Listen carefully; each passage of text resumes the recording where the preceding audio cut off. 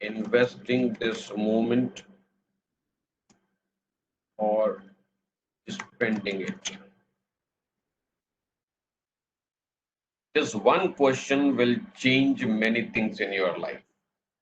Whenever you see this word and see whether you are investing that time or you are just spending it. If you're investing, there are returns. And if you're spending, it is a waste of money, waste of time, both. The question is, lots of people cannot pass their time, so they have to waste it. If you're investing in something fruitful, something result oriented, something learning, something interaction, some invention, some discovery, then that is an investment. Anything which is likely to give you results in long term in returns, and these are lifelong returns of learning. Today I have posted a question in the group. If you see, this is the question I have posted. In last 5 years, what and where you have invested? And if you can answer that, you are going to be victorious in life. And if you don't have an answer to that, now you can learn, because this is the beginning of your career. Lots of learning is possible. And the first learning, the next lecture is going to be the last one. I thought I will share some of the most important things for your lifetime. Okay, so now time to start the lecture properly. So if you have any question before I start, you can ask me on the chat.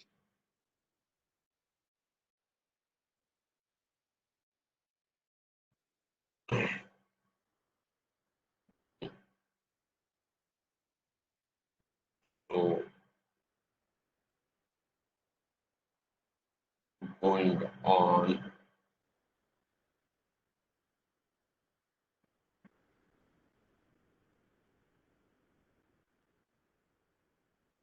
By chance document opened, but you read this as well, where people end up wasting their time. Okay, so this is a list of 59 activities. By chance, I'm showing you. These are charan of my guru, so always I seek his blessings. And absence of goal is the first thing, then addiction to distraction is another reason, answering every phone call is third reason. So number of listed down 60 reasons where the people end up wasting their time. Any this was not the file intended, so I'm opening the file required for you, and here we are now on the document. So this is where we had stopped last time of what is ordinary resolution and what is a special resolution and where these are required. So first is the difference, what is ordinary resolution and what is a special resolution.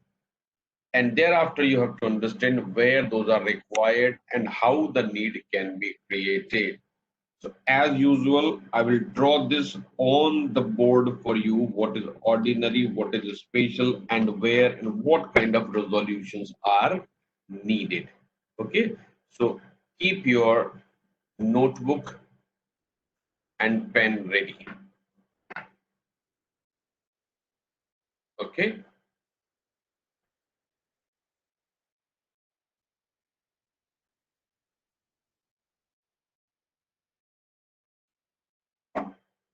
Hmm.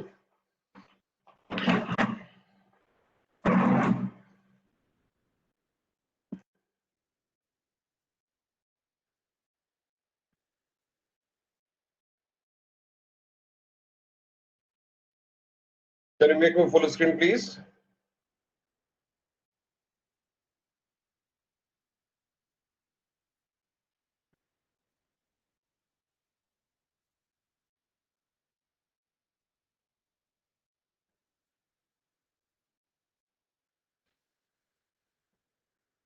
Can you see me in full screen?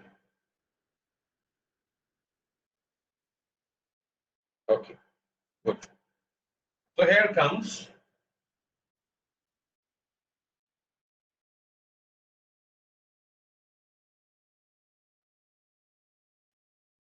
resolutions.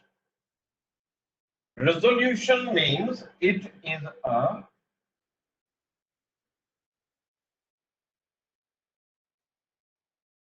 decision.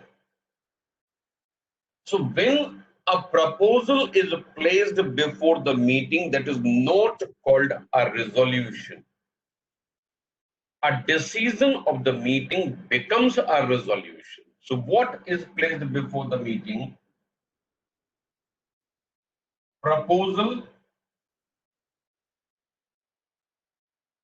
Technically, this is referred as motion.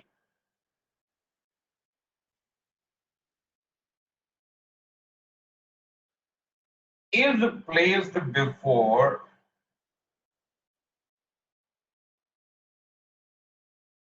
the meeting. Resolution is not placed before the meeting. What is placed? A proposal. And that proposal is technically called as motion. Okay. So proposal, or we can say motion. So you will use the technical word motion, is placed before the meeting for consideration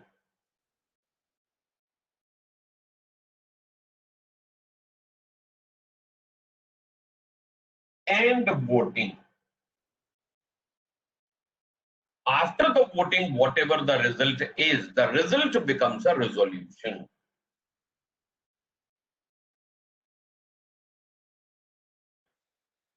Audio is a problem? Anyone?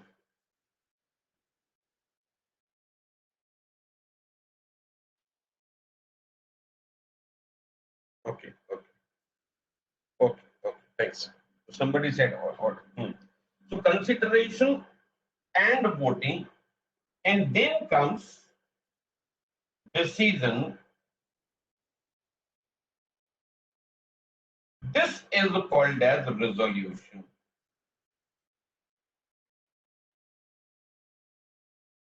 So even many authors also commit the error. They talk about placing a resolution in the meeting. So what do you do by placing the resolution in the meeting? If the resolution is already there, there is nothing to do in the meeting. So what is placed in the meeting? This is only a proposal. This is only a motion. And motion is kept in the meeting for consideration and then voting. Voting may be in favor, may be against, so whatever is the decision, that becomes the resolution. Thank you. Thank you. Nika, check your net connection. Some problem may be there. But this is the question I asked, and everybody is suggesting the voice is very clear. Check your net connection. Okay. So this becomes a resolution. So this is background of a resolution. Now, in the Companies Act, there are two bodies which pass a resolution. Resolution can be passed in general meeting.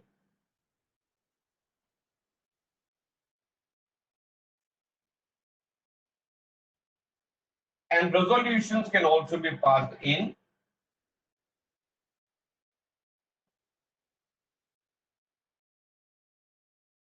board meeting. In a board meeting, there are only two types of resolutions. One is simply called as resolution only.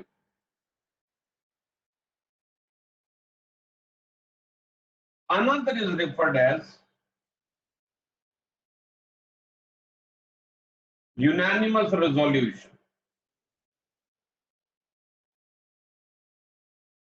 In a board meeting, there are two types of resolutions. Almost in majority of the cases, it is referred as a resolution only. But there are few cases where a unanimous resolution is required. Now, what is unanimous resolution in the board? This word will remain same, but it will have a different meaning in relation to general. That's why I'm explaining that. So unanimous resolution, it means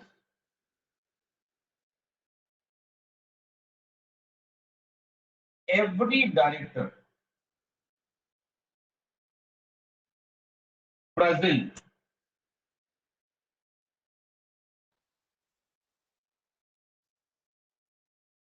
and eligible to vote.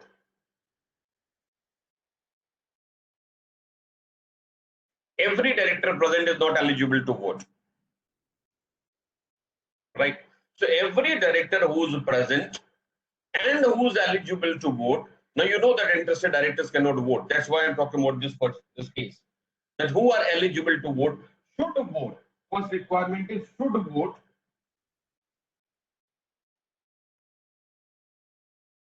And number two,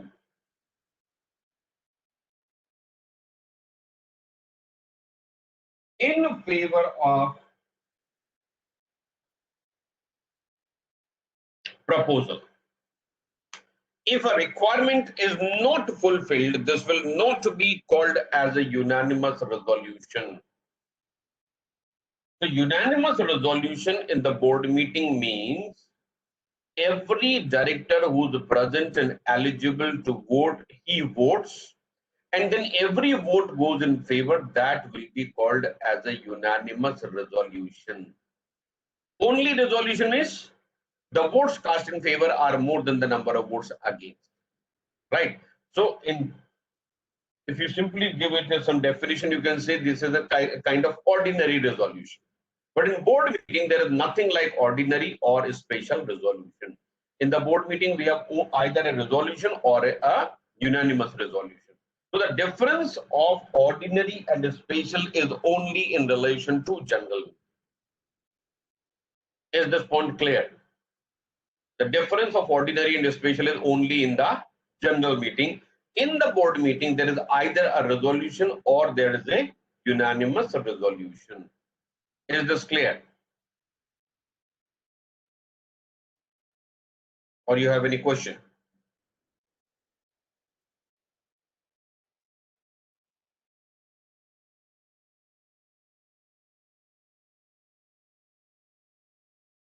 Okay. So for writing on this part, I'm clearing, but you have to write it here only, okay?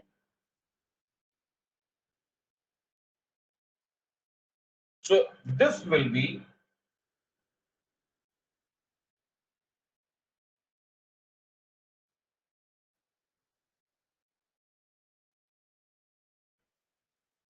general meetings. In the general meetings, resolutions are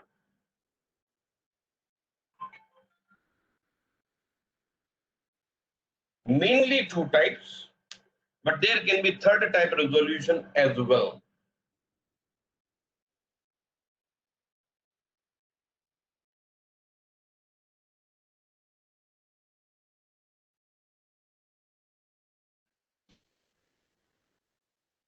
This is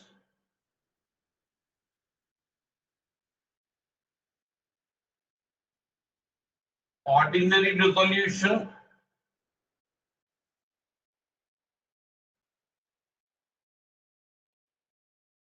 and special resolution.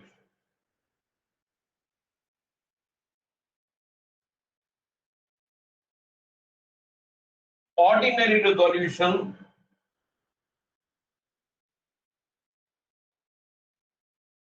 required to be approved by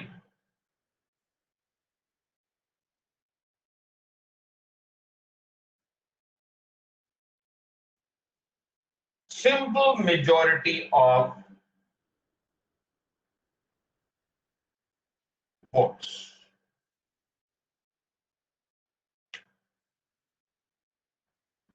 Special notice, that is something different. I'll come to that. So ordinary resolution is one which is required to be approved by simple majority. And the special resolution, this is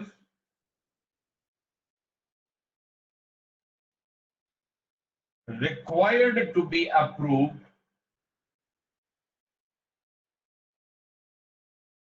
by not less than 75% of valid votes.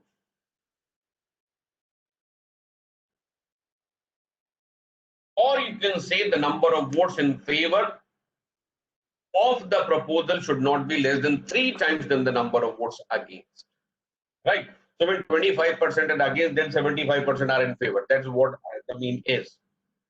So the special resolution, you can define it in two different wordings. Either you can say this is a resolution where 75% votes are in favor, or you can say that the number of votes in favor are at least 70 are 3 times of the number of votes against. Now the important thing is this is required in advance.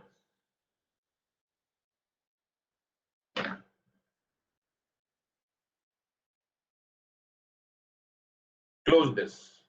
And now write point number 1.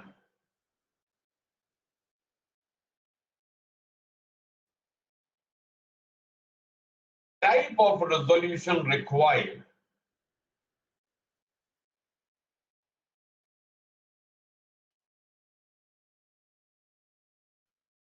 for approval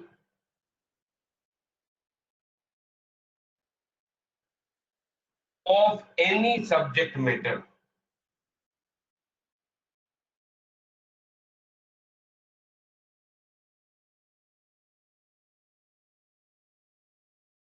Is specified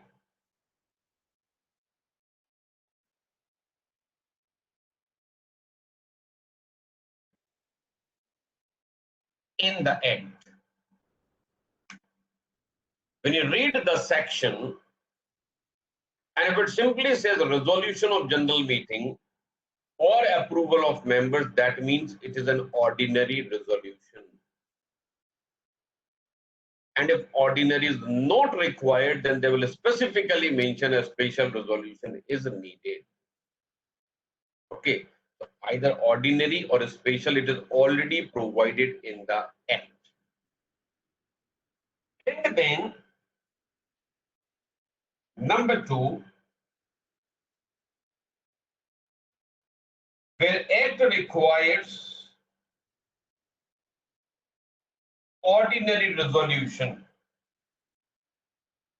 in the articles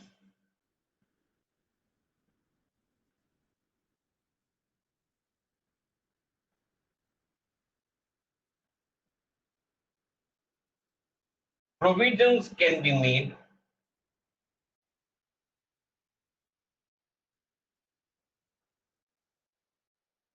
for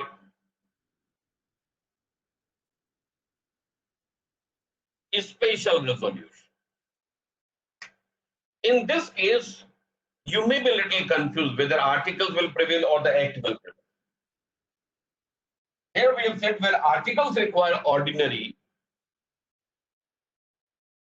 you can make provisions in the articles for a special resolution. So when you pass a special resolution instead of ordinary resolution, the requirement of ordinary is automatically satisfied. You cannot do it other way around. When the Act requires you to have a special resolution in the articles, if you make a provision for ordinary resolution, that is going to be void. Why? Because when the Act says 75% approval and you are saying 25% approval, that is not valid. But when it is other way around, Act is saying 25% approval and or rather simple majority approval, and you are talking about more than that, then the requirement of the Act is automatically complied with. That's why that continues to be valid. Point number 3. So for writing point number 3, I need to clear this. Have you written this?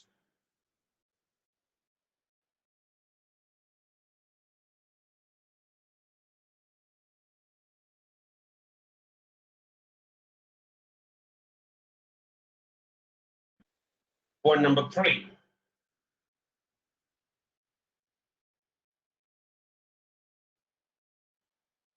Type of resolution required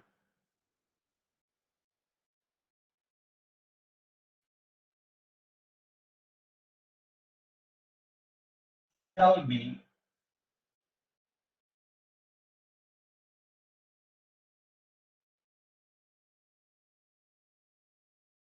specified in the notice of general meeting.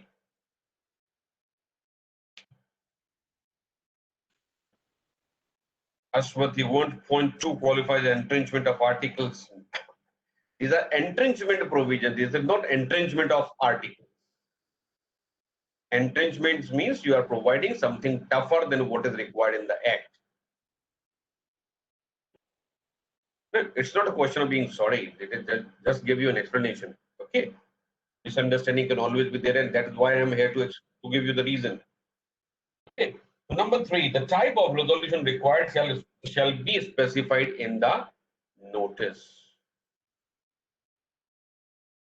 Okay. Now, down to this, number of votes in favor and against. Number of votes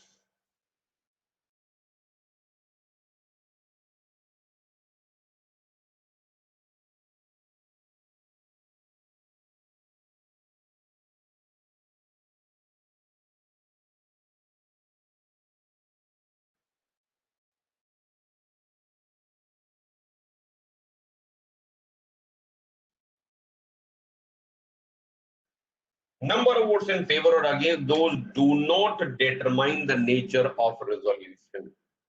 So if you propose something as an ordinary resolution and later on 100% votes are in favor, you cannot say that this is passed as a special resolution.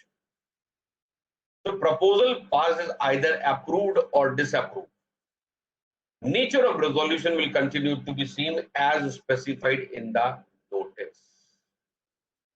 Okay, so what is required that you have to specify in advance? Can we specify the type of resolution in board meeting? No, in the board meeting, I think you have joined late, is it? Joined recently? Ghazal.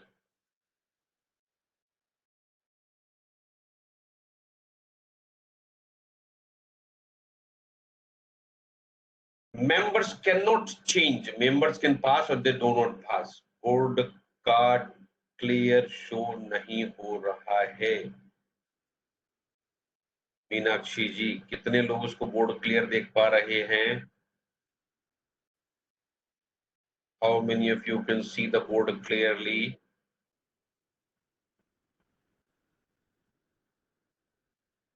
Is there any change in the visibility now? Okay. So sometimes those issues may be there, and this is the laptop camera. It is not high HD, so some small issues can be there. Okay, so are you able to note it what I've said? Okay, so members do not decide nature of resolution. Nature of resolution is already given in the act, and you can provide something tougher than that in the articles, not lesser than that. So if you provide something tougher, then articles are valid. Because in that case, you are going for something much more than what is given in the act, so requirement of the act is automatically complied with. Isn't it? So see here. So where the act says we need approval of 50%, and you are saying in the article we require approval of 75%. When you put this requirement, this is automatically fulfilled. That's why this provision is valid. But when you do it other way around, where the articles require 75% and you are saying that more than 50%, then the articles become invalid. Okay. So nature of resolution has to be specified in the notice of general. And number of votes will not determine the nature of resolution. So what you place in the meeting is the proposal. The proposal is either approved or disapproved. The nature of resolution will not change because of number of votes. So when you propose something as a special resolution in the general meeting, and the number of votes in favor happen to be 60% instead of 75%, you cannot say that matter proposed as a special resolution, but it got approved as an ordinary resolution. No, it will simply say resolution or proposal lost. Okay. Number 4. Okay, so this is number 3.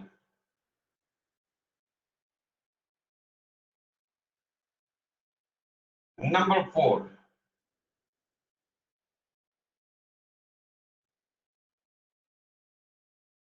all special resolutions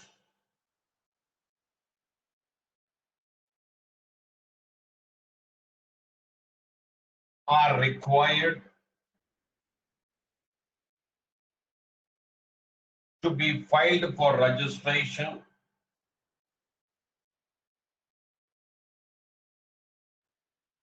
with ROC.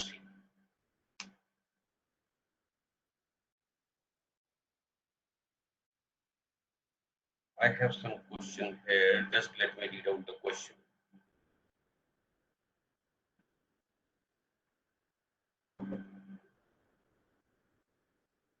So Ghazal is saying that we do practically or prepare minutes board meeting of the company. We do write ordinary resolution. That's why I asked the board meeting. With whom you are doing the practice? Maybe your principal also doesn't know that in the board meeting there is nothing like ordinary resolution, a special resolution. Ask the principal to talk to me. Right? Maybe he himself is not aware of in the board meeting there is nothing like ordinary special. Okay. Act provides or can senior provisions be made in the stricter provisions can be made in the articles.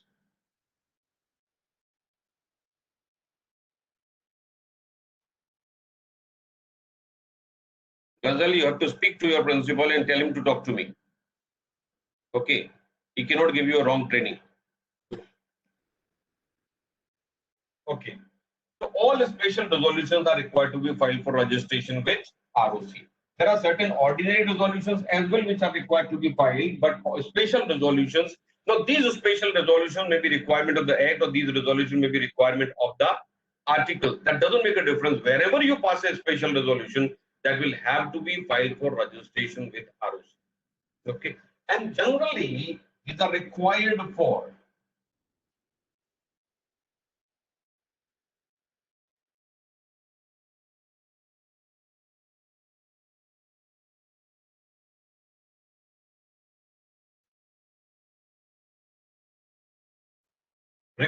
any major issue which does not have day-to-day implication. Some question for practice also in PDF form. Tell me one thing, how many of you are doing writing practice? ईमानदारी से जरा लिखो फटाफट कितने लोग writing practice कर रहे हैं? And how much you are doing? Tell me quickly. How much? 5 pages, 10 pages, 20 pages, 30 pages, how much?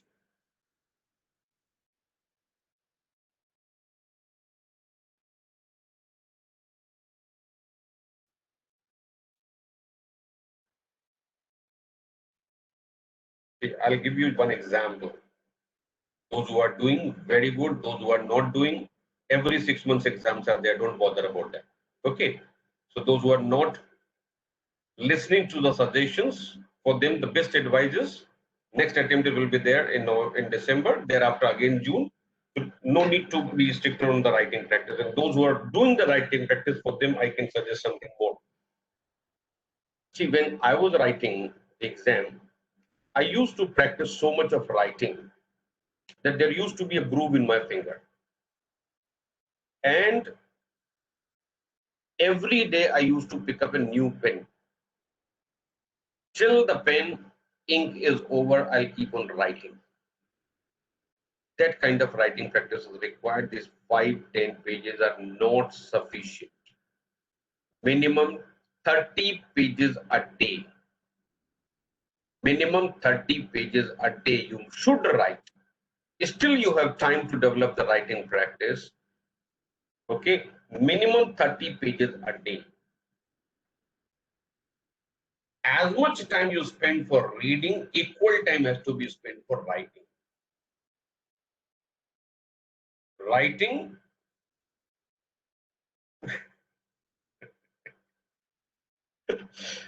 Okay, now tell me how many of you make notes while writing, while reading?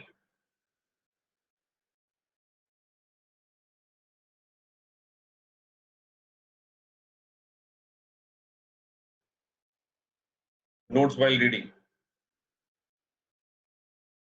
It is a simple waste of time. If you are making notes while reading, it is a waste of your time. Okay, what you should be doing? Let me give you an idea what to do. Right? Of course, that much time is not left now for the purpose of exam, and unless something goes in your favor and exam is cancelled, then you will have very good time to practice.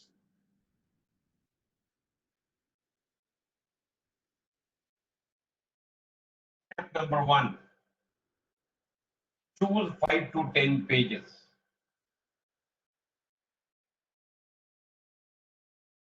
to read. Right? Then,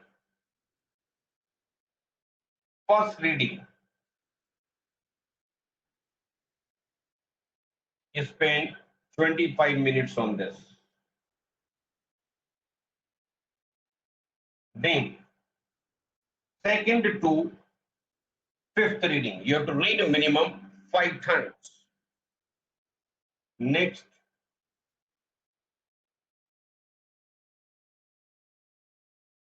10 minutes. And then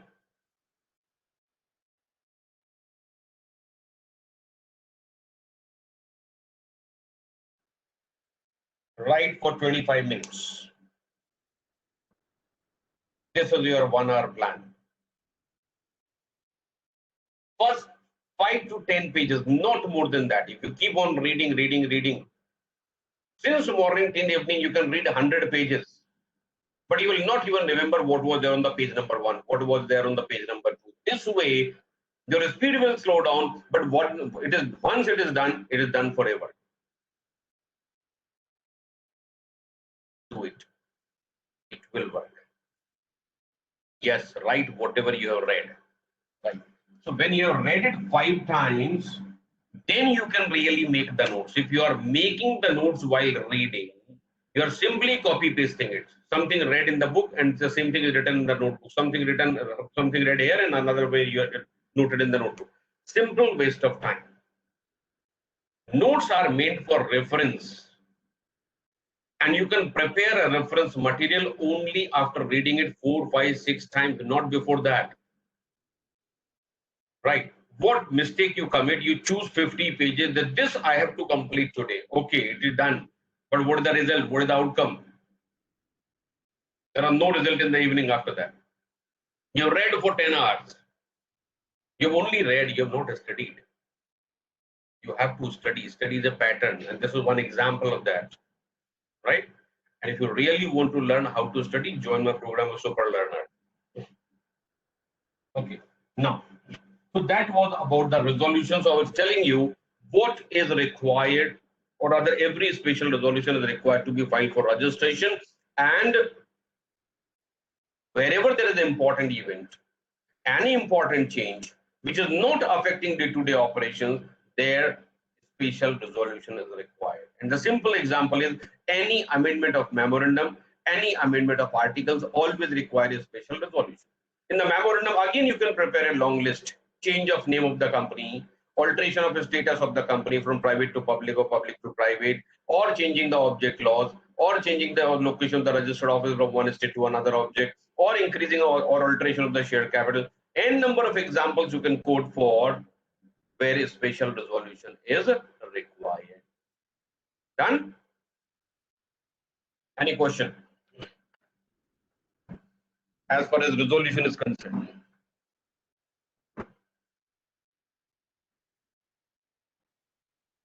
Any question on resolution?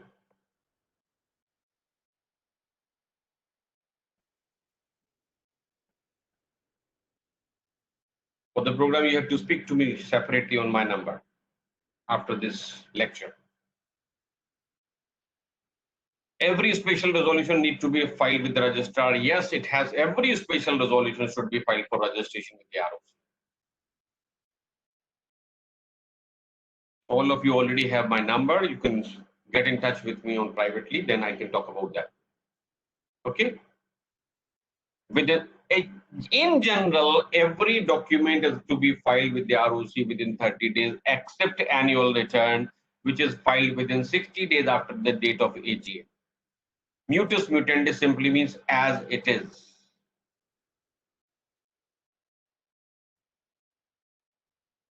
Somya, your question seems to be something wrong. That's you are asking, can ordinary resolution also be filed? ROC is not going to prohibit that cannot file these resolutions. Whatever you want to file, file.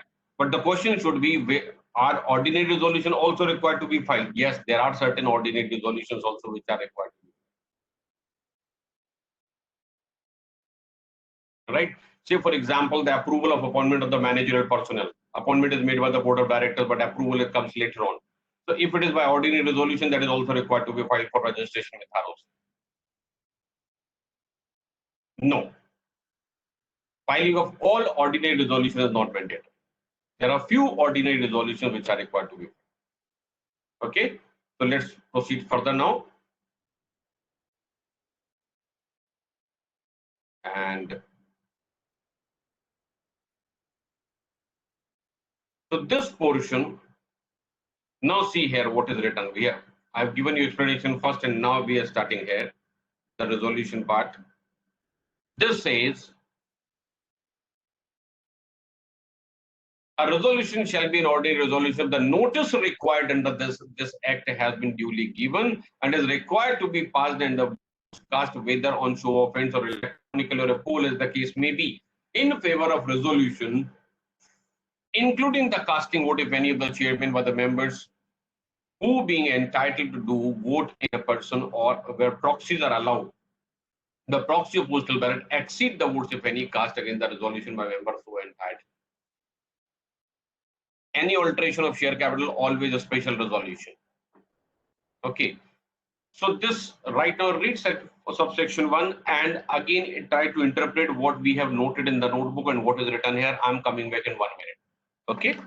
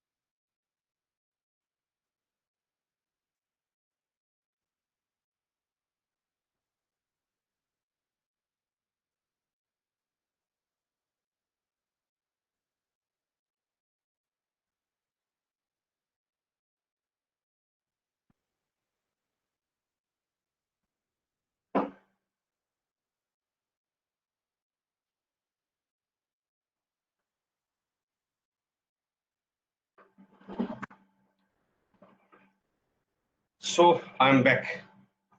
Sorry, sometimes I have small interruptions at my home, and this is the drawback of working from home. Otherwise, the best thing which is happening now, or rather in last 3 months, is being at home and working 24 hours a day. The best thing that can happen in life, but along with interruptions. Anyway, so here it is in section 114 subsection 1, it is already said very clearly that the notice should specify the type of resolution required, and this we have already taken in the notes. A resolution shall be special when the requirement is the intention to propose the resolution as a special resolution has been specified in the notice. So the type of resolution required is in the notice. The notice required to the act has been duly given. The votes in favor are votes of show of hands, etc., etc. The three times the number of votes against. So the requirements for a special resolution. Okay. So now, any question as far as resolution are concerned, we go ahead.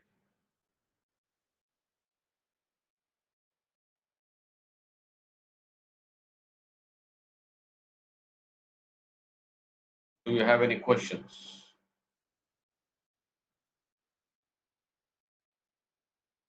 Question that is shown here: for increasing the authorized capital, we need an ordinary resolution. No, this is a special resolution.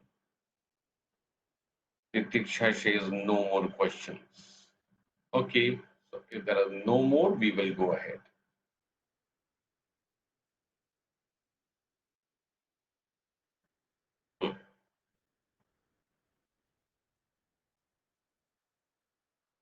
If resolution is effective from a future date, you can give it. Otherwise, that is effective as soon as it is passed. Ordinary and special business. I think this I had already explained. What is ordinary business? What is a special business?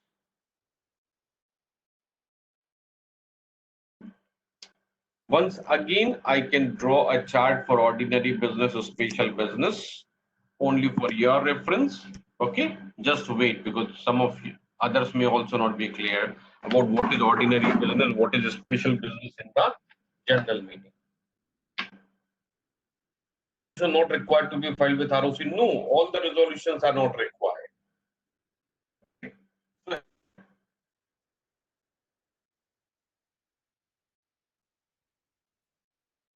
Business in the general meeting.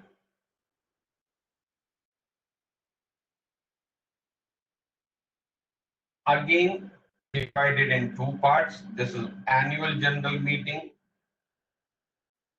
and extraordinary general meeting. Okay. Oh, I need to stop sharing. Sorry.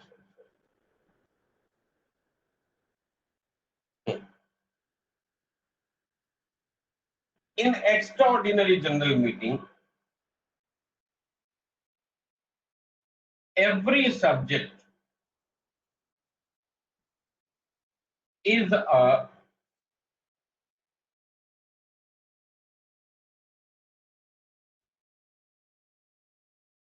special business. In the annual general meeting, there are two types of business: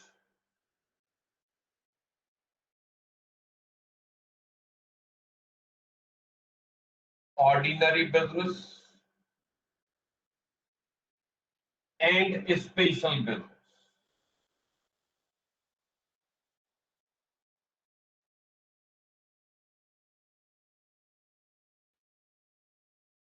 A special business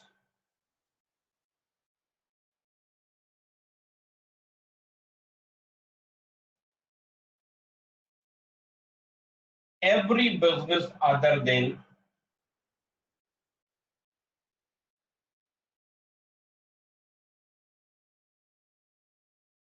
ordinary business, that will be called as a special business. And ordinary business, number one, this is financial statements. So annual financial statements are laid before the annual general meeting only. Number two,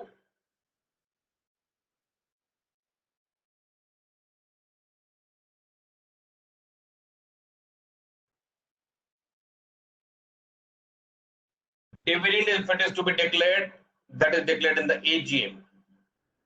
Number three,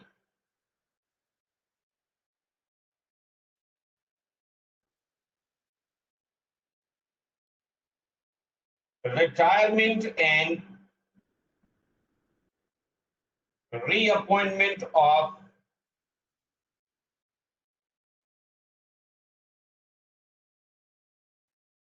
directors.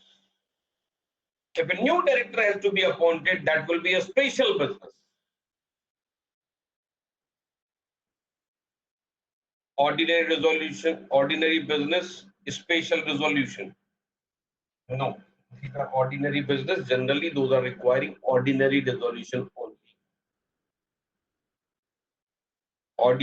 Special business, ordinary resolution. No, that is not correct. Because wherever special resolution is required, it will be a special business. But all special business do not require a special resolution. Number four,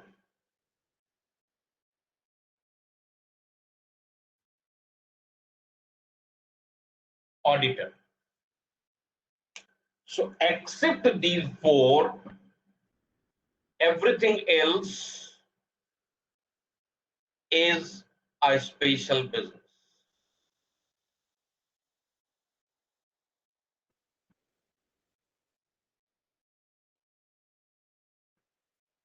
Either you can see me or you can see the board.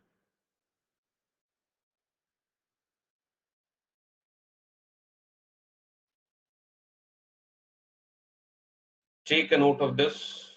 Auditor's appointment, not even appointment, appointment plus confirmation, because as of now, in case of listed companies, you have to make an appointment for 5 years and every year there is a confirmation. In auditor, there can be an appointment in the extraordinary general meeting as well, because there is a casual vacancy. And if it is in the extraordinary general meeting, that will be a special business. In directors, I said retirement and reappointment. If there is a new appointment, that is always a special business. Auditors, retirement, confirmation, reappointment, all those are ordinary business. Right? Now, special business, here, approval can be by ordinary resolution or it can be by special resolution. This is generally ordinary resolution. Here, since everything is a special business, there may be ordinary resolution, there may be special resolution. A special business, special resolution not necessary. So you need to consult the act where ordinary is required, where special is required. And by mistake, if you happen to pass a special resolution in place of ordinary, it is not a violation of the act. So if there is a reason for confusion, go for a special resolution. Okay? Is your query answered?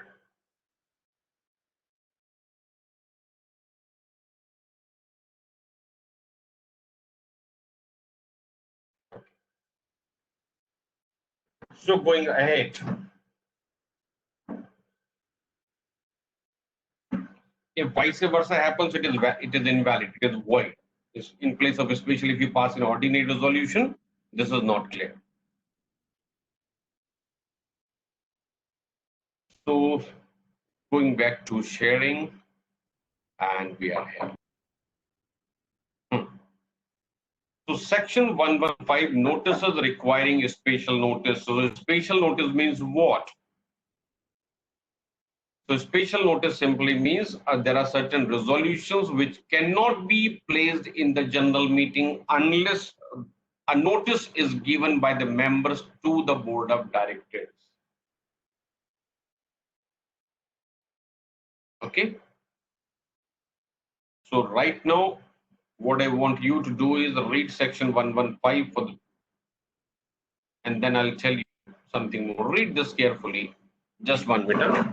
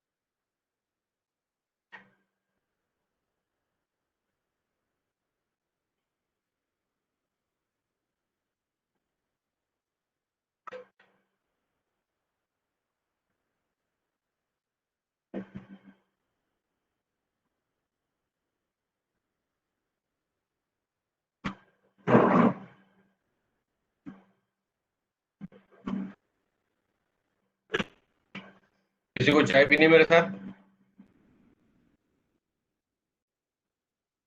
चाय पीनी तो बोलो.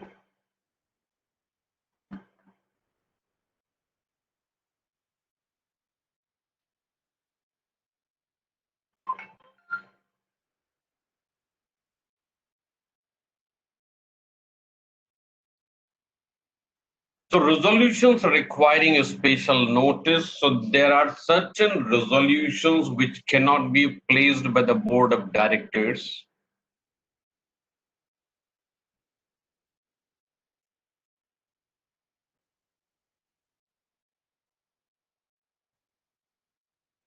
क्या लिखे हैं तो मुझे समझना चाहिए.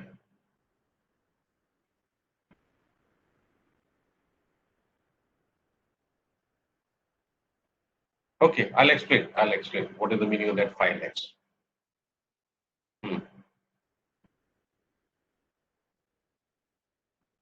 Company law का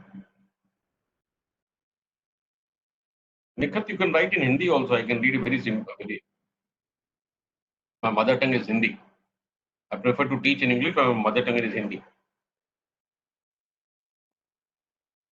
आप हिंदी में भी लिख सकते हैं आराम से, मैं पढ़ सकता हूँ. तो चलिए अपन यहाँ पर जरा सेक्शन की एनालिसिस कर लें. क्या क्या कह रहे हैं इस सेक्शन में? ये कह रहे हैं कि where any provisions contained in the act or in the article of a company special notice are required of any resolution notice of intention to move the resolution shall be given to the company by such number of members not holding less than 1% of the paid up share voting power or holding shares on which such aggregate sum not exceeding 5 lakh rupees as may prescribed has been paid up of the company and give a notice of them. What does it mean? It just simply means that there are certain resolutions which board of directors cannot place in the general meeting unless it is proposed by the members. Right? Now, what are these resolutions? These are resolutions relating to director and resolution relating to auditor. In relation to directors, either appointment of a new director in place of retiring director or a removal of directors. So this is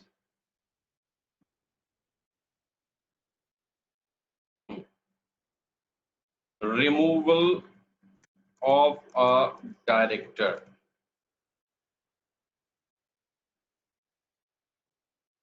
That is number one. Another is appointment of a new director in place of retiring.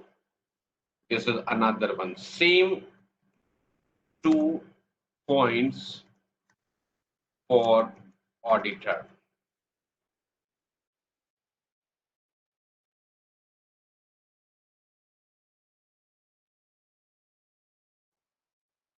These can be included in the notice only after having a notice from the member.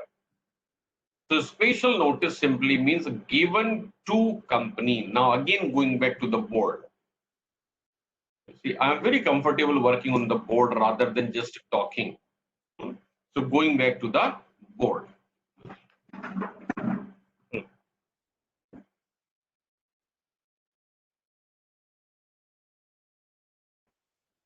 So here,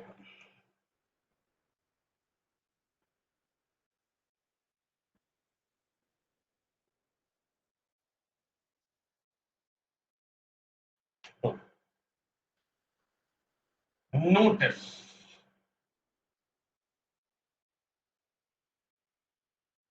Put the title here, general meetings.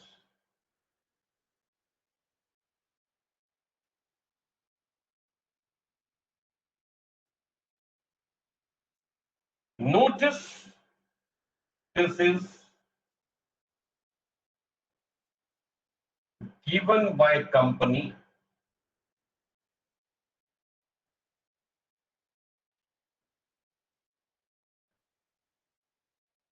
to members. A special notice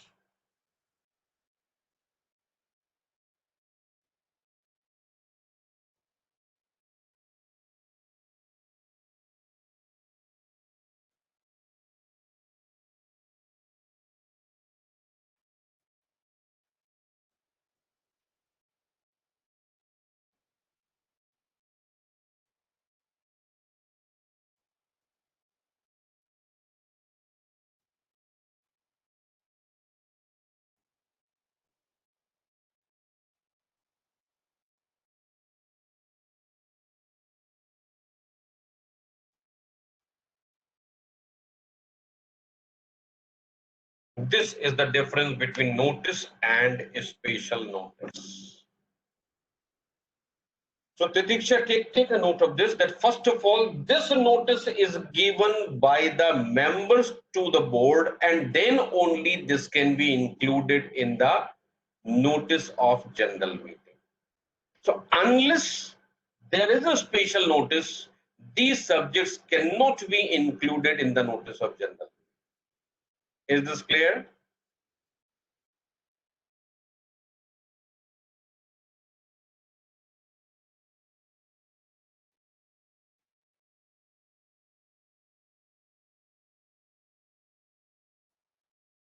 Hello, Morgan. What is the doubt? So we have a participant here, he is having some doubt. So you can ask me a question. What is the doubt?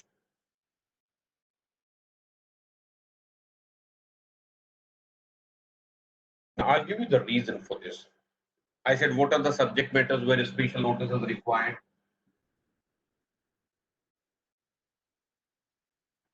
A special notice.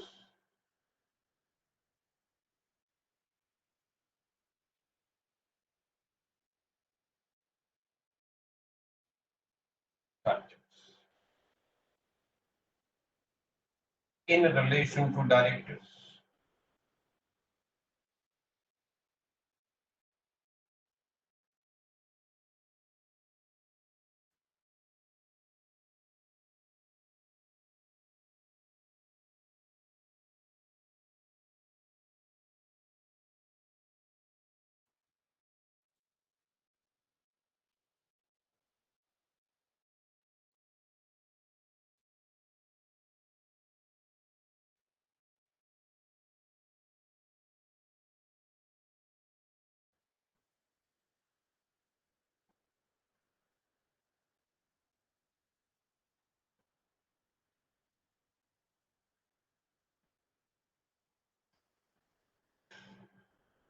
Your questions are again repetitive type of questions.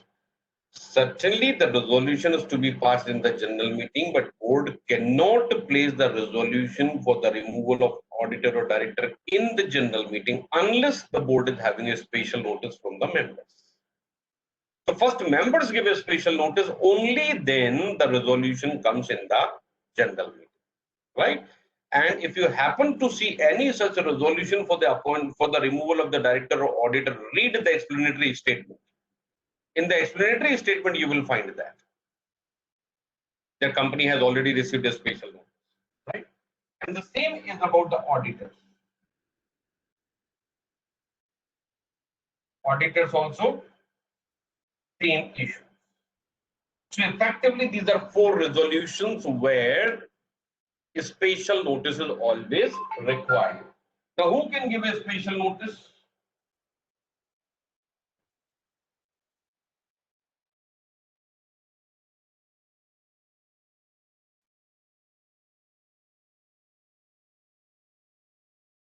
Who can give?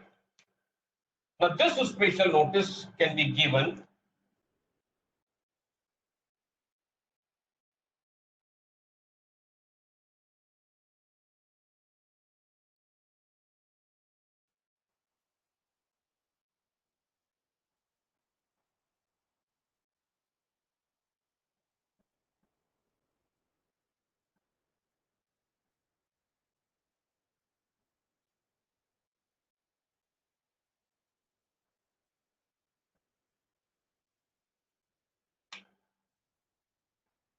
special notices do not require a special resolution always.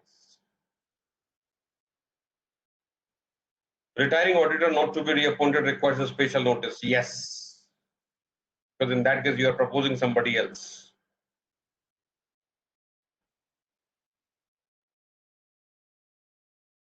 See, the notice is given, resolution is placed in the general meeting, whether it is passed or not, that is a decision of the meeting.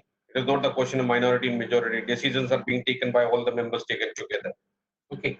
So now how many members can give a special notice? We are not giving the number how many members can give a special notice. As long as members are holding at least 1% of the share capital, then they can give a special notice, and then the resolution will come before the general meeting, and whether approved or not, that is the decision of the meeting. That is not the decision of the board of directors. But 1% may be substantially high in certain cases. So take example for Reliance Industries, where the paid up capital itself is running into thousands of crores, where 1% itself will be a huge amount. So in that case, the smaller limit has been given or holding paid up share capital of a specified amount. Now, this specified amount cannot be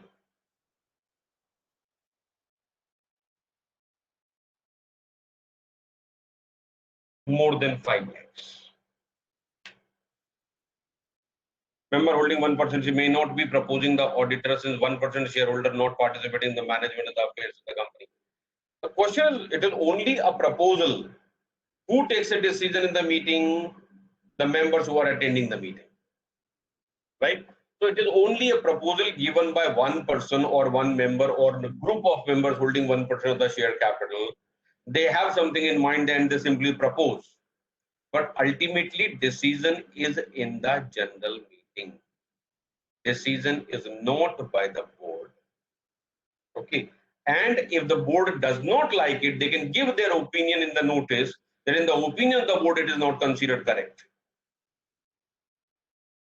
Not a single share. It is either 1% or this. So if there are only 10 shares issued in the company, then one shareholder holding one share, he can also give a notice. Otherwise, one share doesn't count. One of the requirement must be satisfied. Can such a resolution be passed a postal ballot? Depends on the subject matter. Yes, 5 lakhs rules will prevail. In bigger companies, this will prevail. In smaller companies, this will be valid. Okay.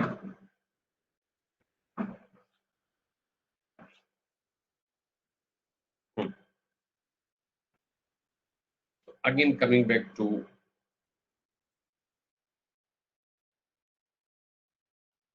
different places, different requirements. Somewhere it is 1%, somewhere it is 10%. So it is not standard through there.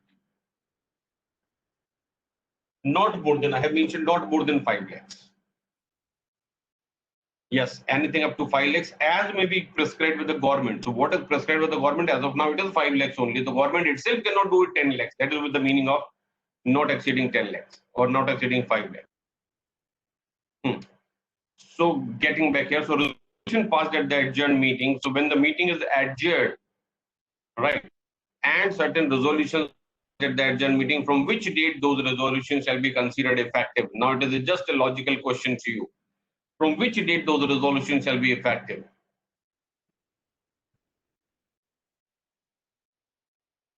The date of general meeting, which date should be taken? First question, when the meeting is adjourned, from which date meeting should be taken?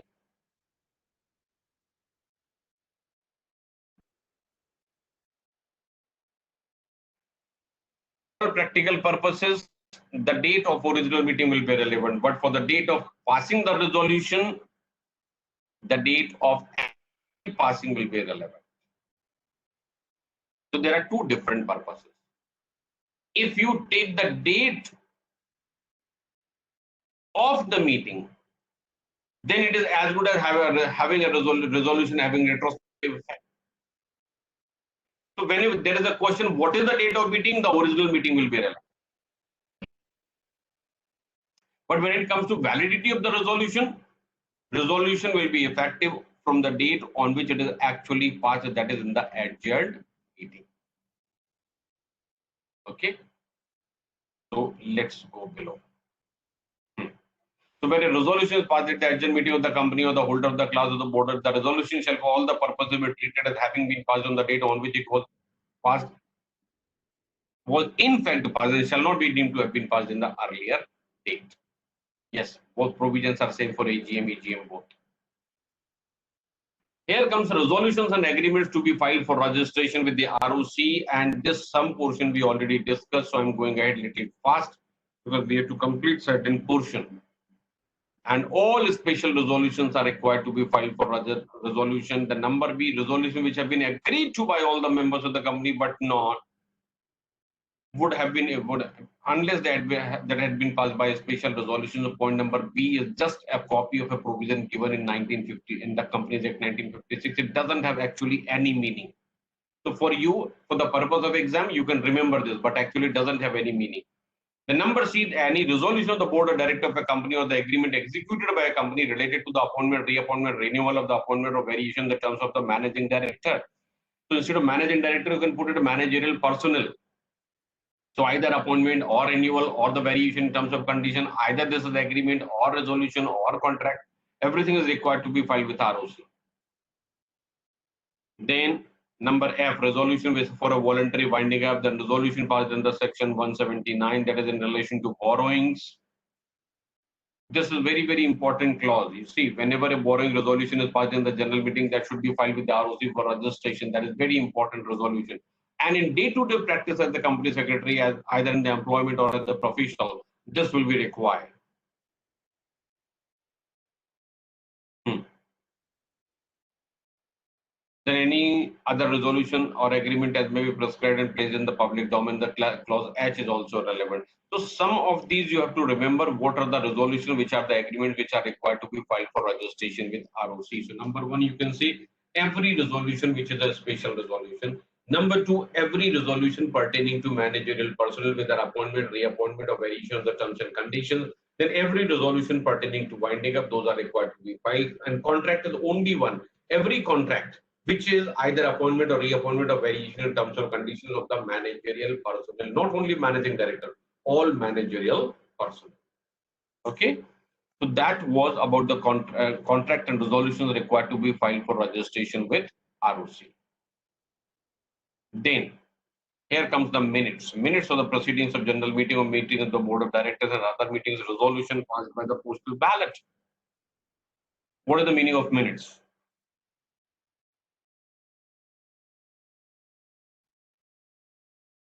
What do you understand by the term minutes?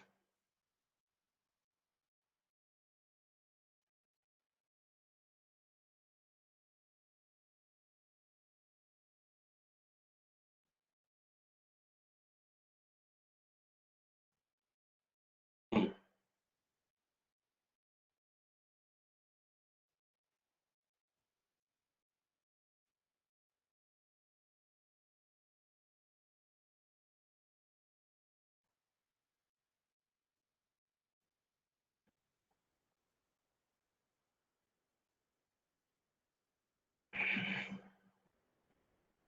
Okay, so some of you are writing that it is a summary.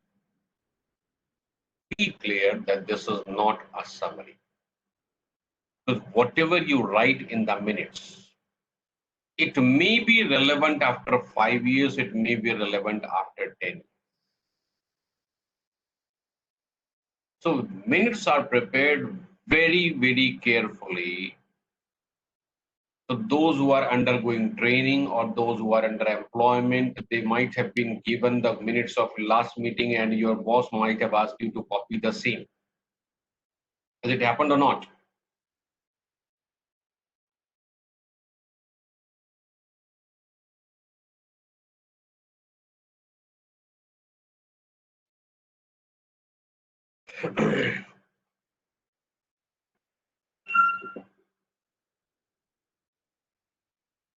This is statutory evidence of everything recorded therein unless contrary proved. Very powerful point. Whatever is recorded in the minutes, this is a legal evidence of the fact that it actually happened unless contrary is proved. So how carefully this should be recorded, this is very, very important. Okay, now I give you one example. Some very interesting example. Some of you may understand, some of you may not. But if you don't understand, don't bother about it. There was some legal issue came up and in which directors of the companies were involved. ROC prosecuted all the directors, right? And one of the director was saved only because of minutes. It is a very old story. So I will not go into the details, but just to give you an idea that when the minutes were called in the court, it was pointed out in the in the court itself that this person has not been attending the meeting, number of meetings without any intimation. So legally he is no more a director. Only for the namesake he is being referred as a director, but legally he is no more a director. Only because of that he was protected, he was safe. So you have to understand how important it is to write the minutes very, very carefully. Practically, the articles or the trainees are given the copy of the previous minutes to make a record of the new meeting, but that should not happen anyway. So that is a very, very powerful thing. So minutes. So this section says every company shall call minutes of the proceeding of general meeting or class of shareholders or creditors and every resolution passed with a postal ballot and every meeting of the board of directors or committee of the board to be prepared and signed in such manner prescribed and kept within 30 days of the conclusion of every such meeting or passing of resolution by postal ballot and the books kept for the purpose with their pages consecutively numbered. Something seriously wrong here. And again, this is also the copy of the previous act. What if the meeting is adjourned and adjournment is for more than 30 days? Then what do? This is saying within 30 days after conclusion of the meeting. So minutes are prepared for every part of the meeting. If there is an adjournment, you need to prepare for both, and the time limit applies for original meeting as well as for adjourned meeting separate. Okay, so not every time it is after the conclusion.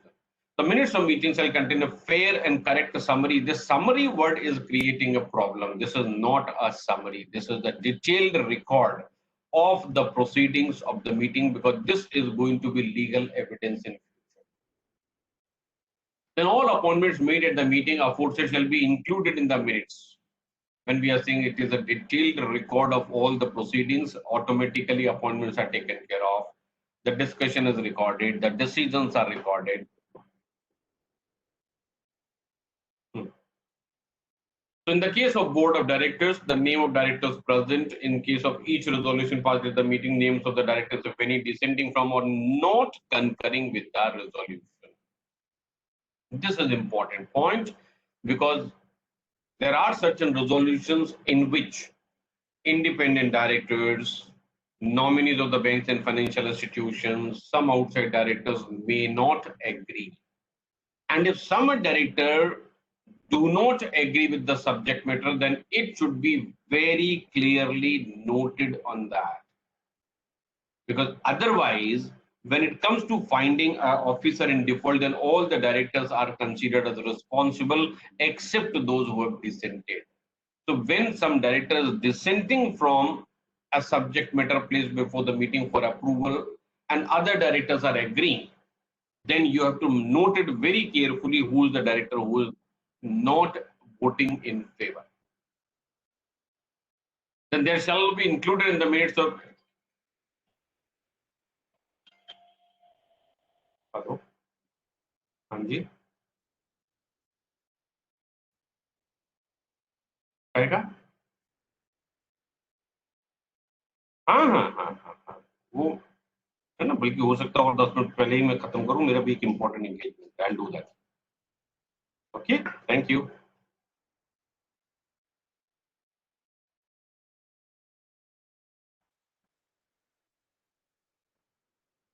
so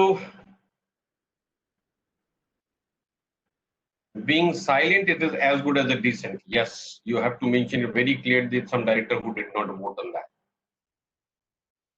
So the information is again same that we have to close this latest by 10:45, but maybe I'll close it 10 minutes before.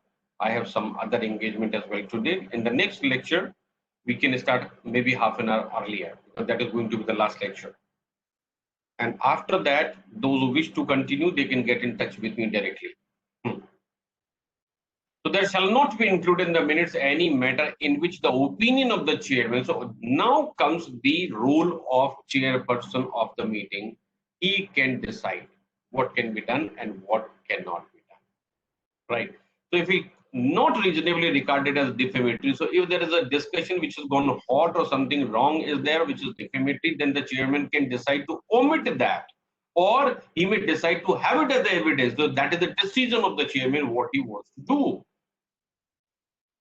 or what is considered as irrelevant or is detrimental to the interest of company. So these are the issues on which chairman can take a call whether these will be included in the minutes or these will not be included.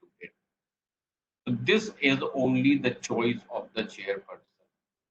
Other than that, if he omits any important decision, then he is going to hit himself in future. If he decides not to have something recorded in the minutes which can affect him in future, that is his decision. But otherwise, these are the subjects on which he can take a call.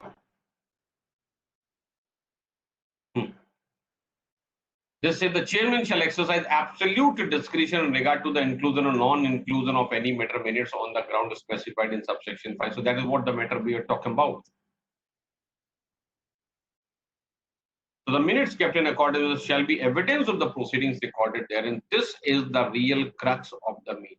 Because in the future, if the records of the minutes are called in the court for any purpose of law, whatever is recorded in the minutes, that will be taken as an evidence of the fact that whatever is recorded therein that actually happened. And unless contrary is proved, what for notes?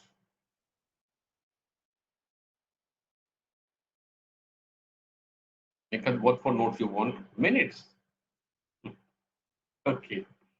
So let's see. Number 8, where the minutes have been kept in accordance with subsection 1, then until contrary is proved, the meeting shall be deemed to have been duly called for. Now, this is another.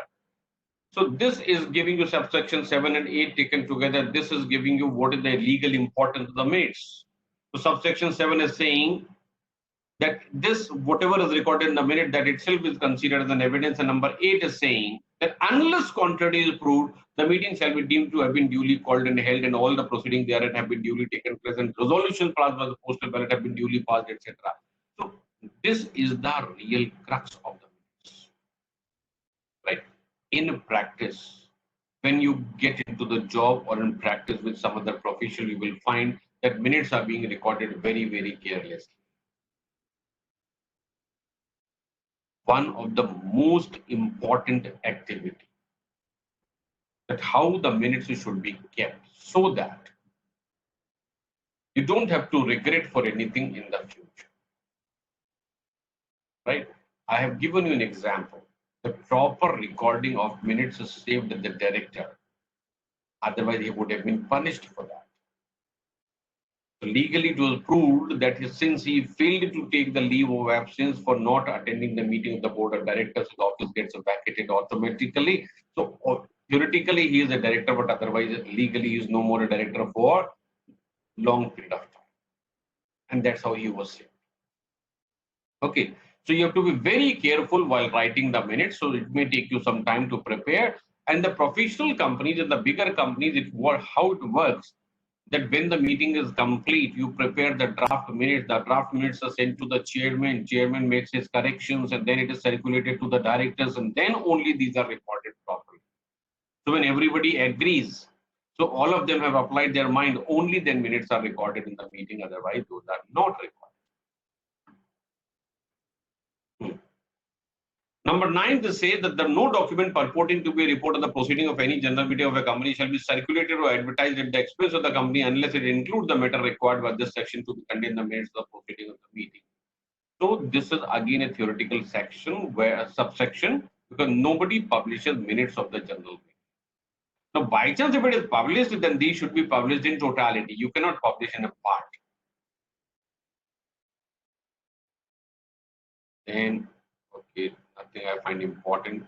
Inspection of minutes books. So minutes books are open for inspection by members as far as general meetings are concerned. The board meeting minutes cannot be inspected by the members. So somebody is complaining the voice is not there. Can you hear me? My audio is there or not?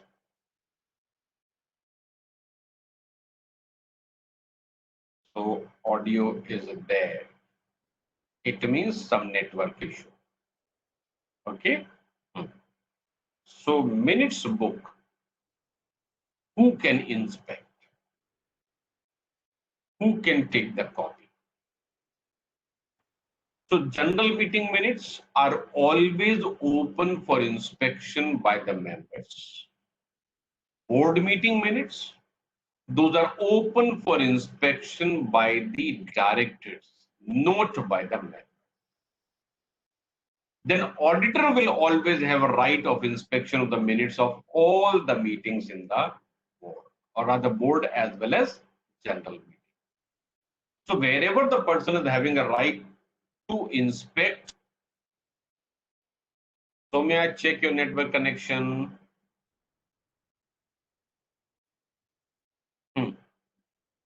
So where a person is authorized to inspect, he can also take extracts from that. And as far as general meeting minutes are concerned, the copy of that can be obtained by the members on payment of the requisite fees. These provisions are not there in relation to board meeting minutes. So keeping in mind these provisions, now let us see what is written here. This says the books containing minutes of the proceeding. Yes, auditor can certainly inspect committee meetings also. Auditor cannot really look into subsidiaries books theoretically, but practically he can. He doesn't have any right to inspect the books of account of the subsidiary. The books of account, or rather even the minutes of the subsidiary, that is a separate entity. Can director of the company who is not a member can inspect minutes of general meeting? Legally speaking, he cannot, because that is open for the members.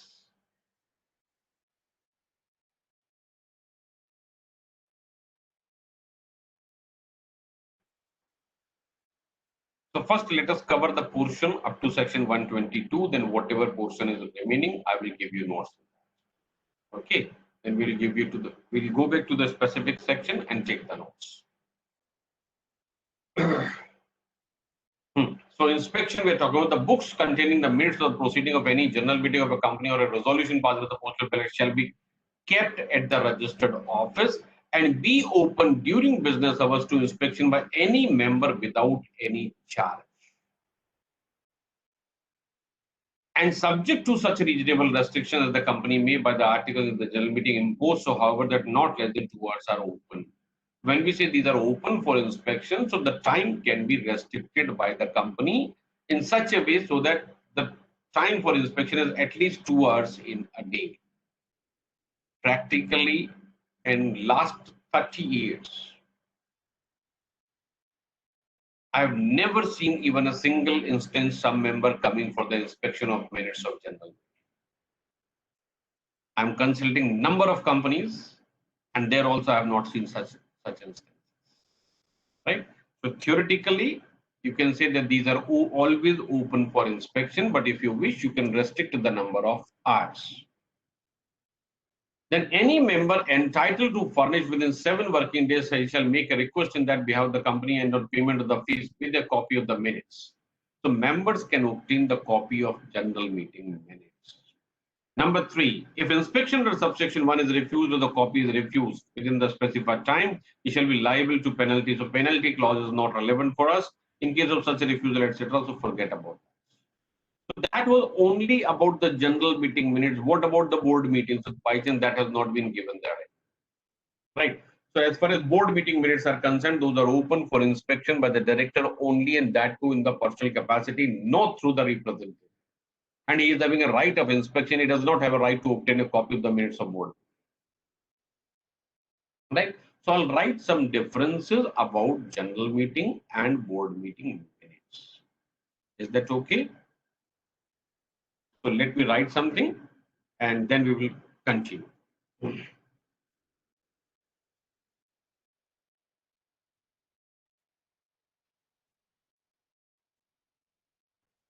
And if you have any specific question, you can always ask me before I write on the board.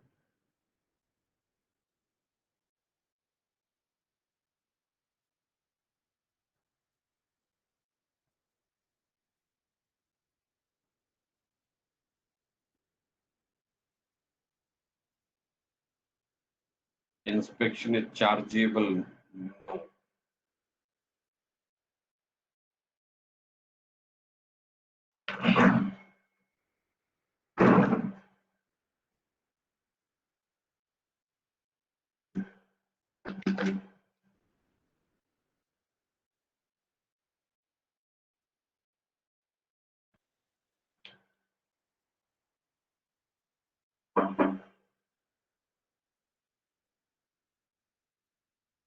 Minutes.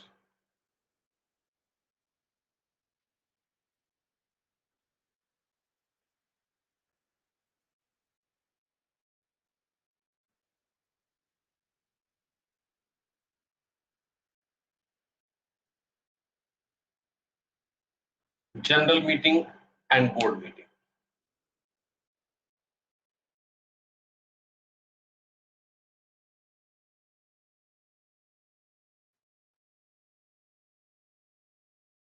Required to be recorded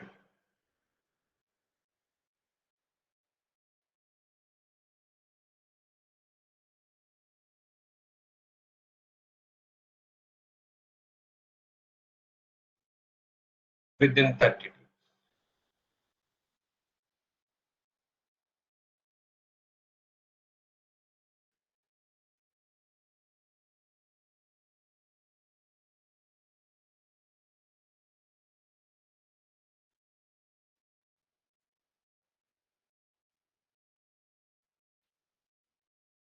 General meeting minutes are required to be signed within 7 days after being recorded. This is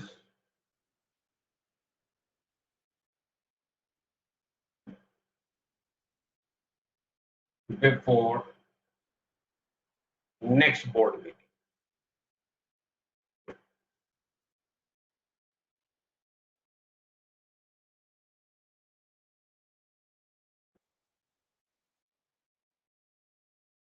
Signed by chairman of general meeting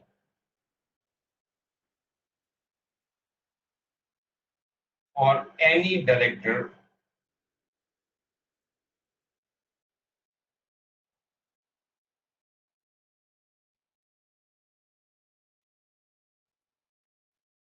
authorized by the board of directors.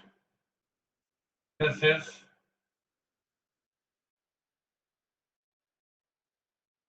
chairman of board meeting or previous board meeting.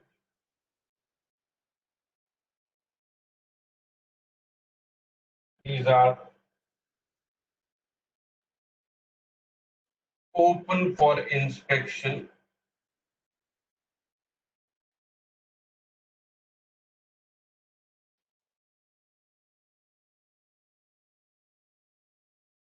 by members and auditors. These are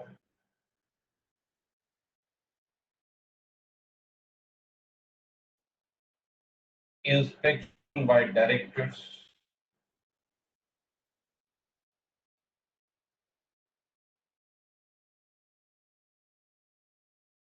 and auditors.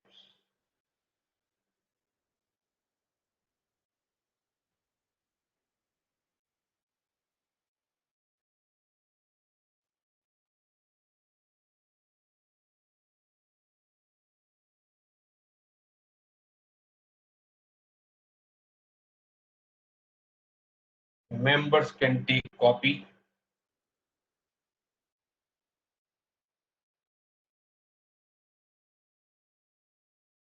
and no copy.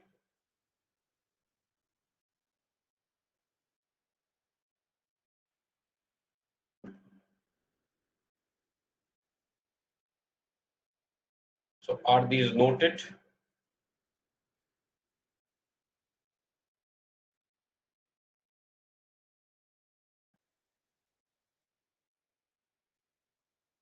Are these good enough?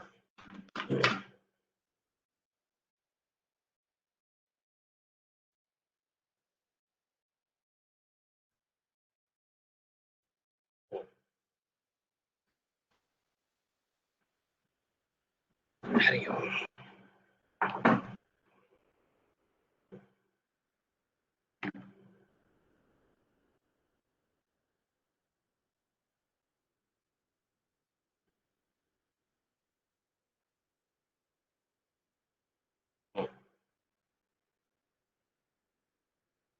Form this, I'll leave it for your own reading and report.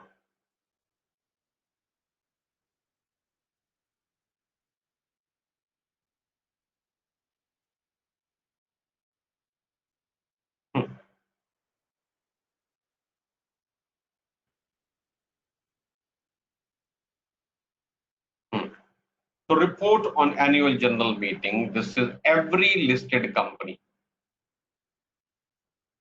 for whom it is meant. Only listed company.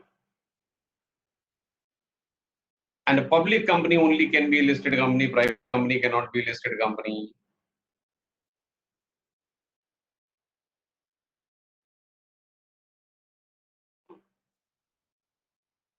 So how to see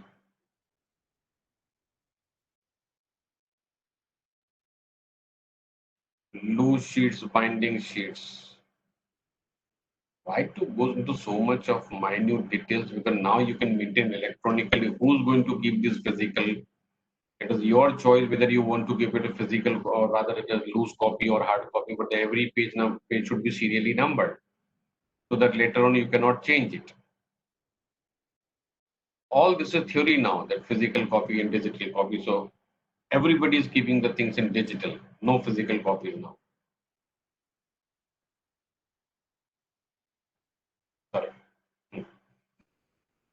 So every listed public company shall prepare in the prescribed manner a report of the each annual general meeting, including the confirmation to the effect that meeting was convened, held, and conducted. Never change this sequence. Convened, held, and conducted. Convened means it was called properly by issuing a notice, and notice was issued under a proper authority. that is convening. Then held. Held means proper commencement. It means the quorum is present at the appointed time at the appointed place. Then it is held. And conducted means transacting the subject matter. So the sequence of these words should never be changed. Meeting is always convened, or you can say called, held, and conducted. The company shall file with the registrar a copy of the report referred in subsection 1 within 30 days of the conclusion of the meeting with such fees as may be prescribed, etc. etc. When the report is filed within 30 days. So this is not annual report. That report is filed within 60 days of the date of the AGM or the latest date of the AGM, whatever the situation may be. But this report is filed within 30 days after the conclusion of AGM. Right? So here, so if the company fails to report under subsection 2 before the expiry of the period is specified, the such company shall be liable to penalties. So penalties are not the part of our exam. So this report is only where AGM is actually held. If AGM is not held, then this report will not be filed. Okay, because what is said is only within 30 days after conclusion of the meeting. Last section of this chapter is section 122, that is one person companies, so forget that. So we are not doing that one.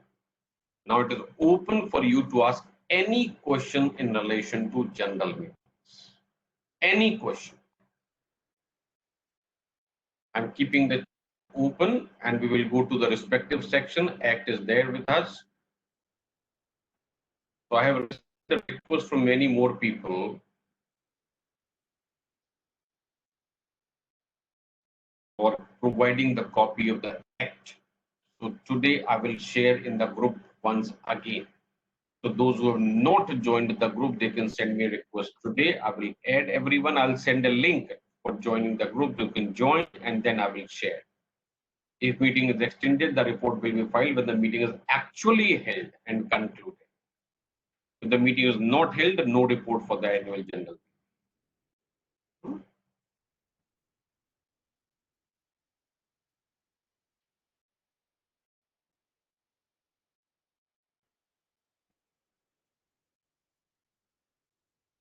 Now see, what is the difference? Here comes.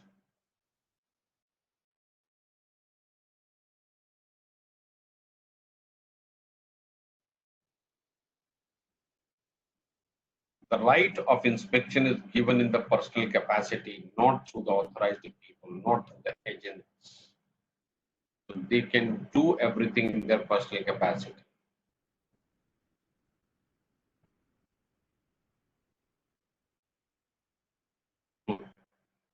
So you see here what is given, what is in the report. The report is talking about that this is only about convening, holding, and conducting of the meeting.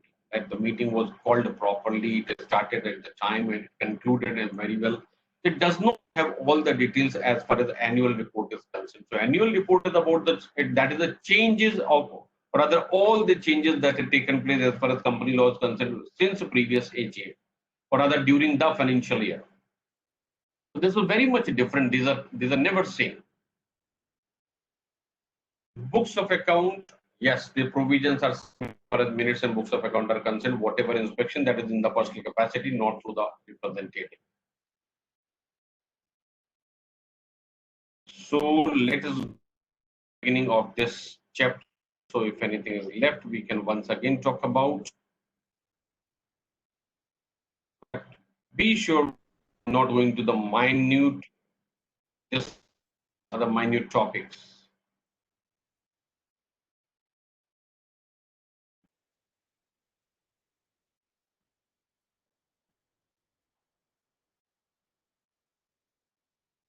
So here we have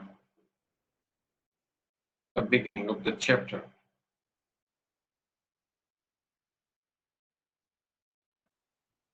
So starting from section 88, going up to section 122, in this we have register of member required to be kept by every company, preferably at the registered office. This is my personal book. This is not book, this is complete act only. This is I'm referring the act. This is not the institute material.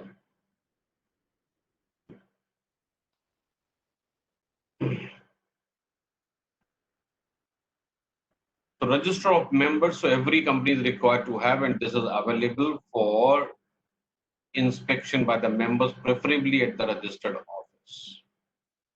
Then declaration in respect of beneficial interest, this will be discussed in detail, that why the beneficial interest is required to be disclosed, because investment is being made by one person and it is registered in the name of another person. So that may result into a black money. So to avoid that black money, the reason number one. Reason number two, that the interest of beneficial owner is protected by making this declaration. This is important. Then in this section, we are talking about the 25% of holding in the name of a representative. That is another case. Then in section 91, we have to close the register of members once in a year.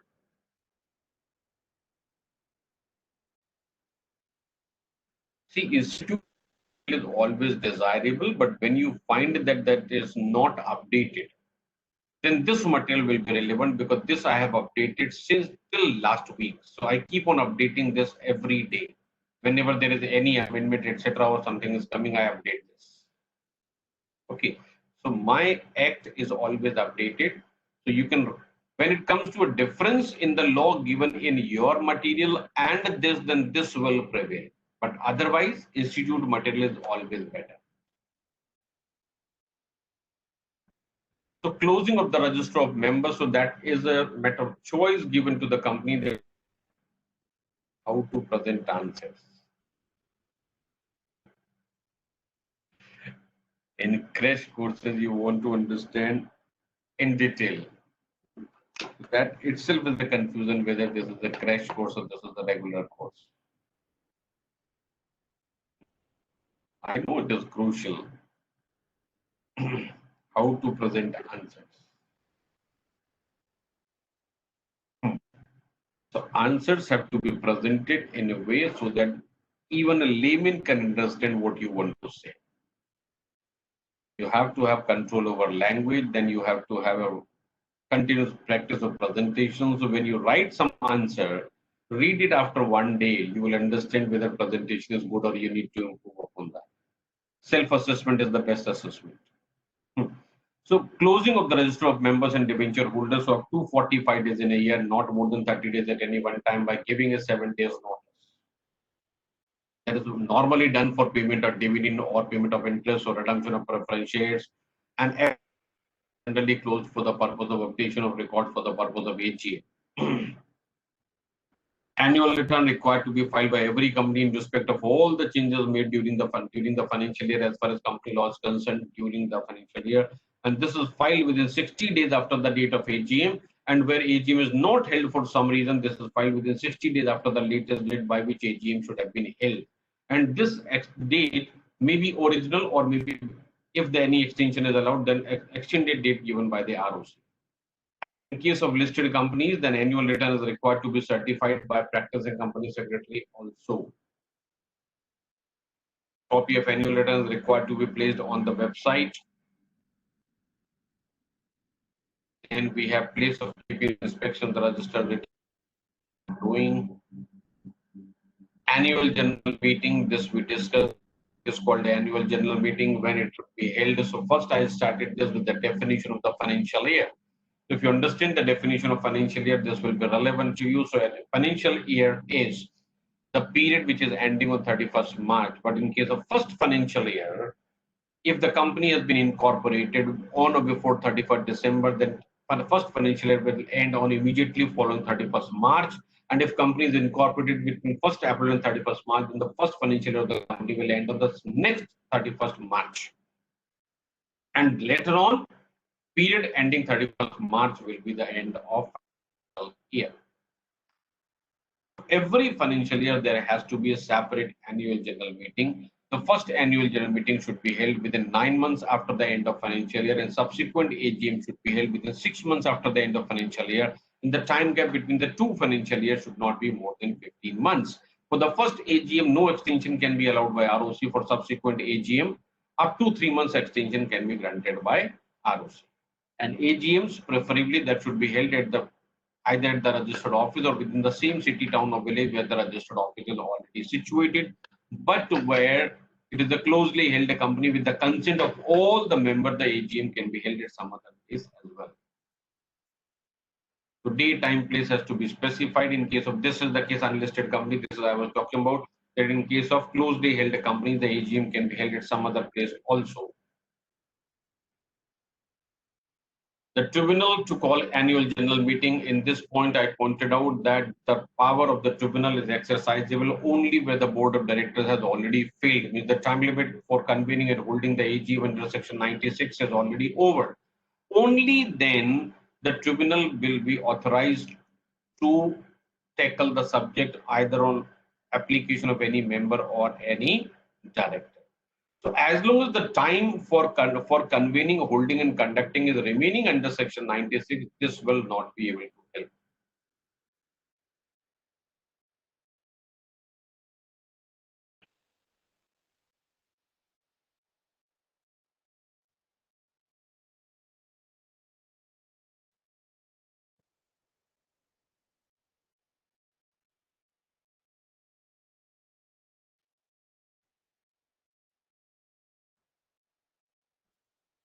This question which has come to me on the board right now, this is relating to the board meeting. This is not in relation to general meetings. So I'll prefer not to answer it here.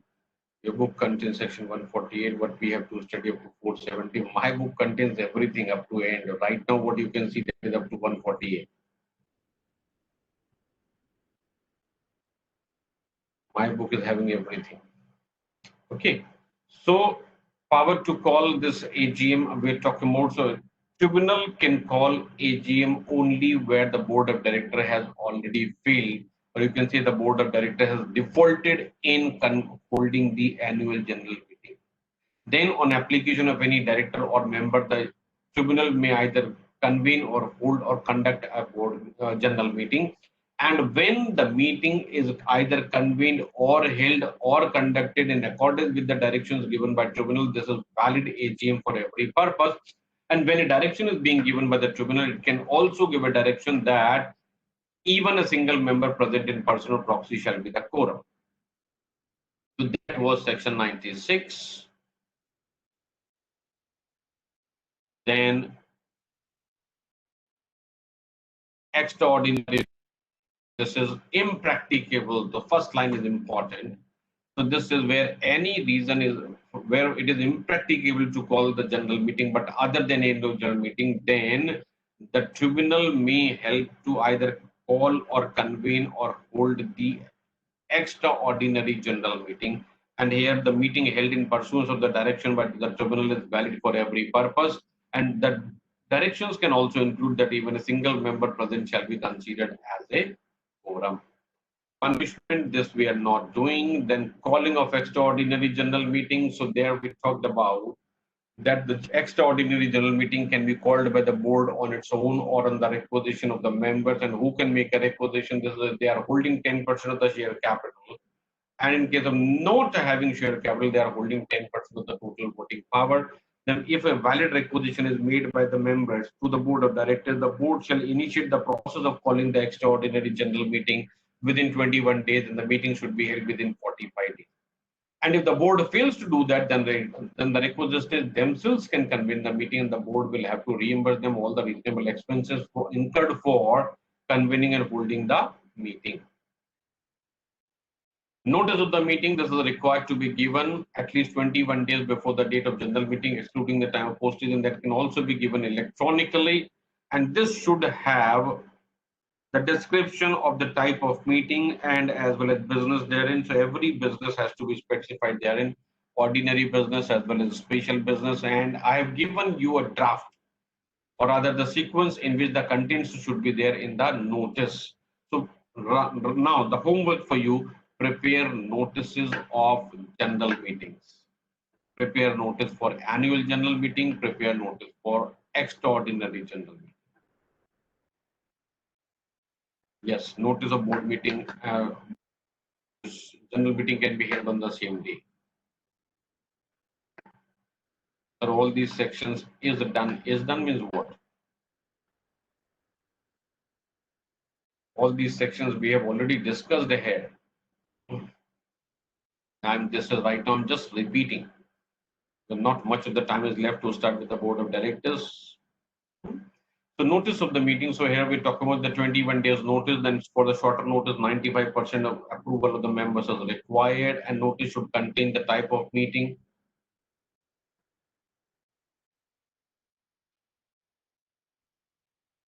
L Limited, an unlisted company registered in the Maharashtra, want to organize the AGM on the Raksha Bandhan and declared a holiday by the Maharashtra government advice. So whether AGM is scheduled before the Raksha Bandhan or it is scheduled after the Raksha Bandhan is declared as a public holiday.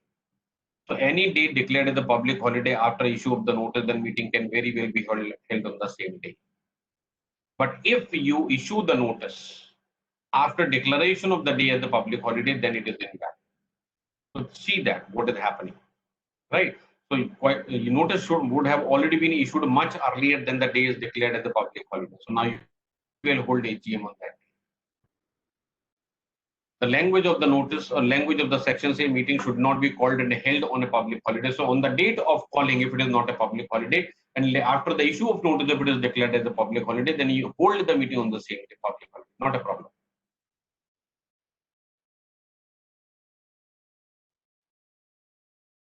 Draft notice for the board meeting also, yes, you should prepare the draft notices for board meeting, for annual general meeting, for extraordinary general meeting. Choose the subject matter of your choice. Make it sure that proper notes are there and proper notes to the notice are there, and also proper explanatory statements are there. When things are complete, only then it makes a sense. Otherwise, the students lose marks because the note complete contents are missing therefrom. I want you to give a practice.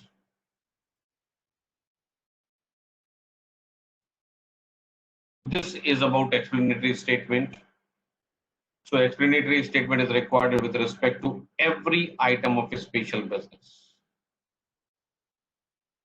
Draft a notice and post it in a group. I can certainly do that. For me, this is a matter of minutes, but better you people practice.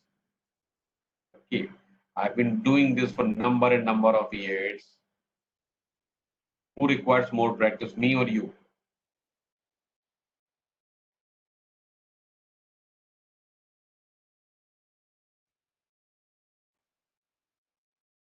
Do practice, and if you do something wrong, I will guide you what is wrong. Right? You see, when you see something me doing, I can always do that. For me, it is a painless exercise. Right? But I want you to do that so that you learn it for the lifetime. Right? If you see me doing and you appreciate that,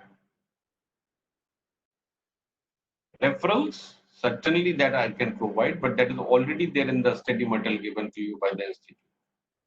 Right? And when I was taking a lecture on this topic, I suggested Google that. And you will have number of notices, number of subject matters. If I send a notice, it will be only one notice. But when you Google, you will have number of notices.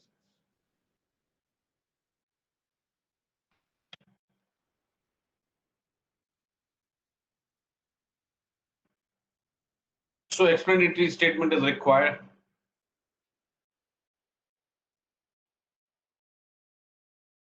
You can send me by WhatsApp. You can send me by email. I'll prefer this by email because the reading on through email is much easier than WhatsApp.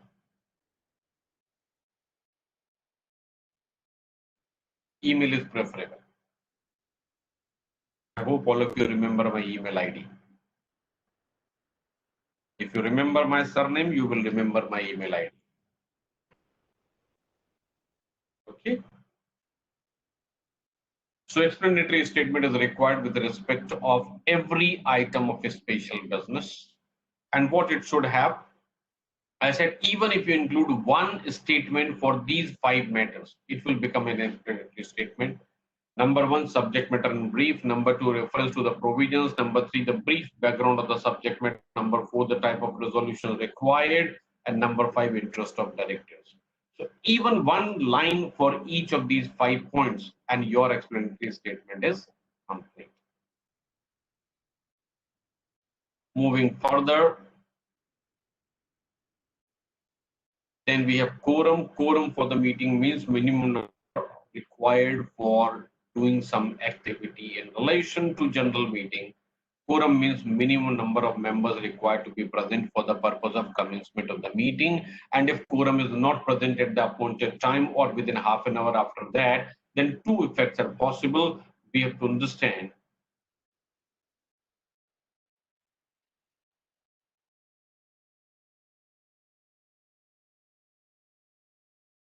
the difference of quorum on what? Because on what topic you want to know?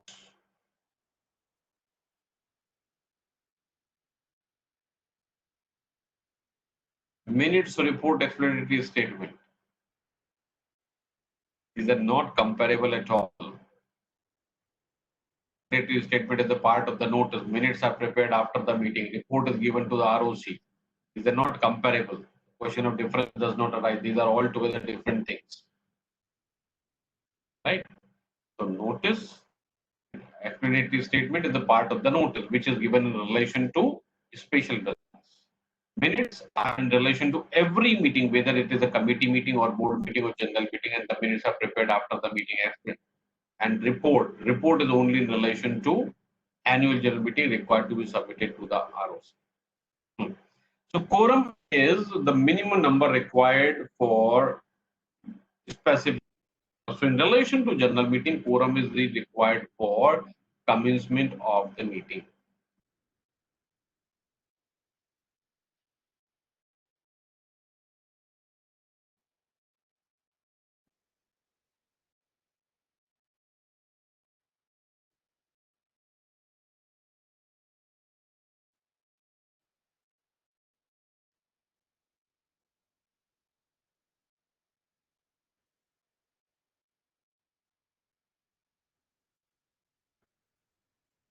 See, the poll is done only if there is a demand. If there is no demand, poll cannot be done.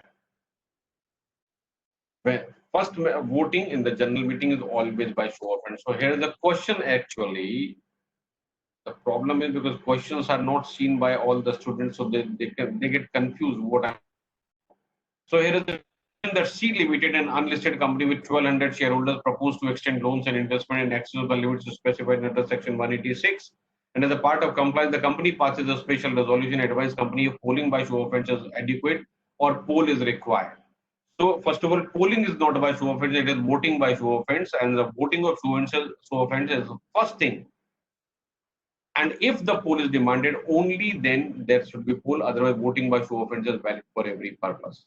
Report is mandatory for all AGMs. It is only in case of listed companies, not for all. Resolution can be passed when quorum is not present during the meeting. Yes, in the general meeting that is possible, not in the board meeting. So, in case of, again coming back here, so in case of quorum, for the purpose of quorum, only personal presence of the members is counted, and presence of proxy will be counted only where ordered by the tribunal. So other than member who is eligible to be counted for the purpose of quorum. Now my question to you, other members, who is eligible to be counted for quorum?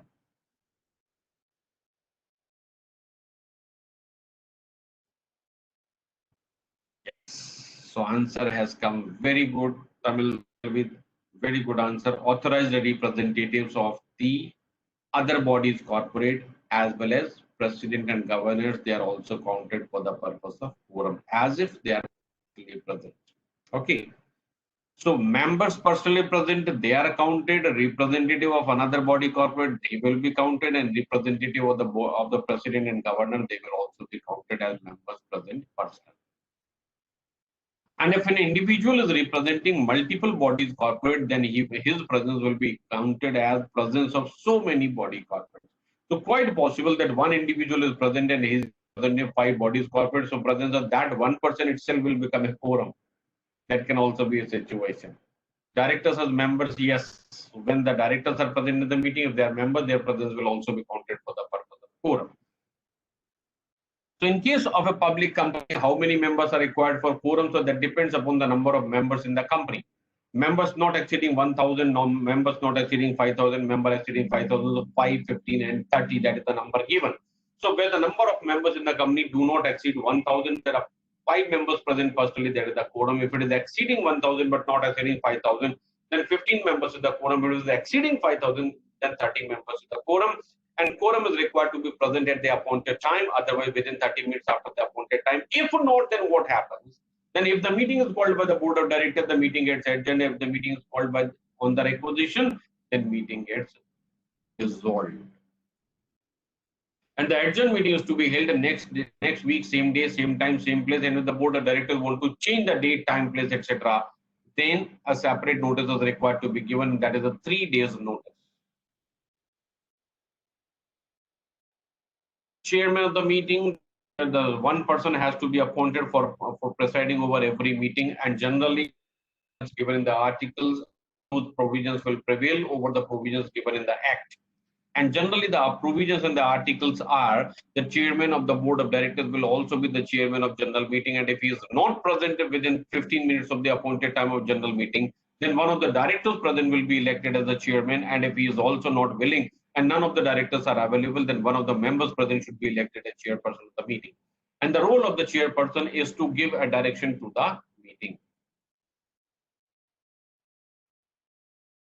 Suppose a minutes is called but quorum is not present, meeting gets adjourned. Minutes will be prepared. Yes, but that is an adjournment. Adjournment is a part of, or you can say that is a deemed commencement of the meeting. So we will have to write exactly that who were present at the appointed time and why the meeting was adjourned. That itself will be the important for. That is a legal evidence that meeting was there at the appointed time, but nothing conducted. Yes, nothing conducted. Still, you will have to write that much.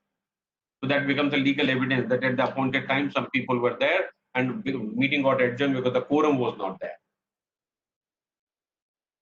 So chairman, now what is the casting vote of the chairman? Now it's a question to you. What is the casting vote of the chairman? Question to you. Casting vote of the chairman.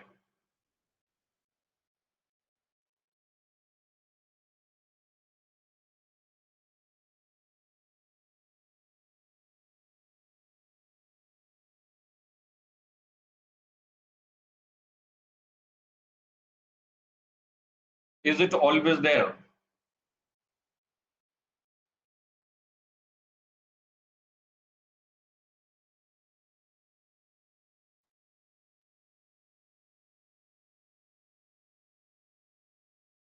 The question is, the chairman may or may not be a member of the company. If he is not a member, then the casting vote is the only vote he is having. And if he is a member, then the casting vote will be in addition to his vote as a member. And where this vote is there, the act is not giving him casting vote. This right can be given to the chairman only through the articles of association. And where the right has been given, it is a matter of choice of the chairman whether he wants to exercise that vote or not. So where the chairman is authorized by the articles to have a casting vote, then this vote will be in addition to his vote as a member, and exercise of this vote is his discretion, and this is exercisable only in the event of votes being equal. Right? Now, when the chairman should cast the casting vote, before the counting of votes or after the counting of votes?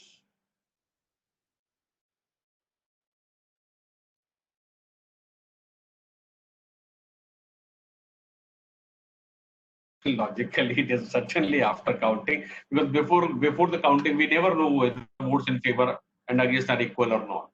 So the casting vote is exercisable only after casting of the votes in the capacity of member and counting. Right? This is certainly not exercisable before. Okay. So this is the only vote which is exercisable even after counting of votes. Otherwise, the entire voting is before the counting. This is the only vote which is exercisable after the counting of the votes, and this right is available to the chairman only if authorized by the article. Right? Then comes the proxy. Who is a proxy? I give you a specific definition for the term.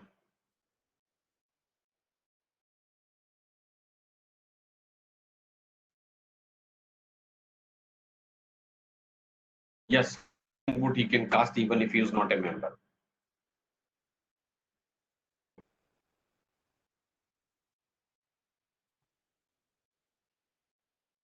Yes, it is a valid meeting.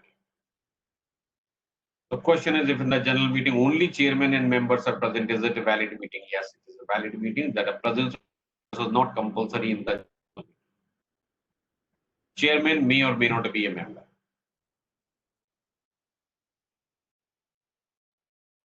What is the meaning of ordinary resolutions?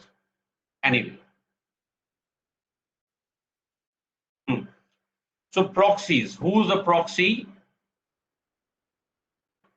Is an individual appointed by another individual member who is entitled to attend the meeting and vote thereat. And the purpose of appointment of the proxy is to attend the meeting on his behalf and to vote on his behalf.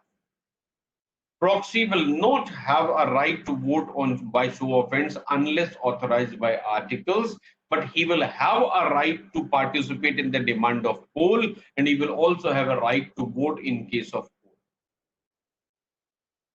No right as far as show of hands is concerned. Right? So the proxy can be authorized to vote by show of hands only by the articles. And if articles do not authorize, then he cannot vote by show. The question is why he is not authorized by the Act, for the simple reason that an individual member has been given a right to appoint even more than one proxy also. So if he is present personally, there is one vote, and if he can appoint multiple proxy, then there will be multiple votes. So where articles restrict the number of proxies, then proxy can be authorized to vote by show of hands. Appointment of proxy is done by an instrument. The instrument shall be deposited with the company before the general meeting. And how long before? The Act says company cannot require compulsory deposition more than 48 before the time of general meeting. The time can be less than 48 hours, but it cannot be more than 48 hours. If multiple proxies are appointed for all the shares held by a member, then the proxy executed later and deposited before the validity time, that should be valid. Can chairman be a proxy? Yes, he can certainly act as a proxy for other people. No prohibition. So that was about the proxy. Then restriction on voting rights. Members' restriction voting rights of a member are the statutory rights, or rather, voting rights of a member are the statutory rights, and there can be restriction on voting rights only by making provisions in the articles. And those can be prohibited only because of one reason, there is any money due from member to the company in the capacity of that member. If the money is due from member in any other capacity, then his voting right as a member cannot be restricted.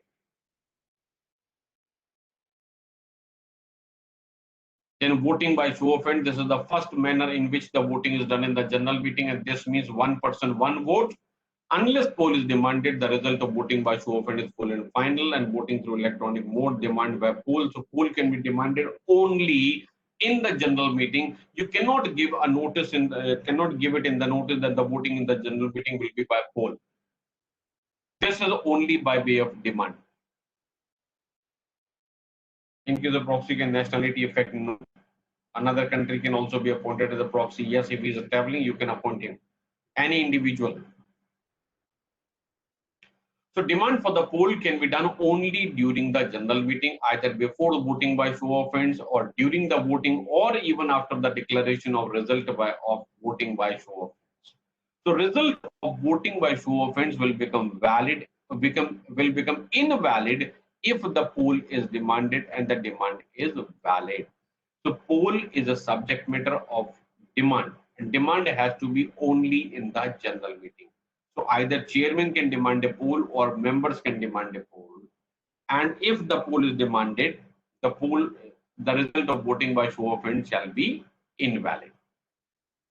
And if the demand is in relation to the election of chairman or adjournment of the general meeting, then poll shall be conducted immediately. Otherwise, poll should be conducted within 48 hours.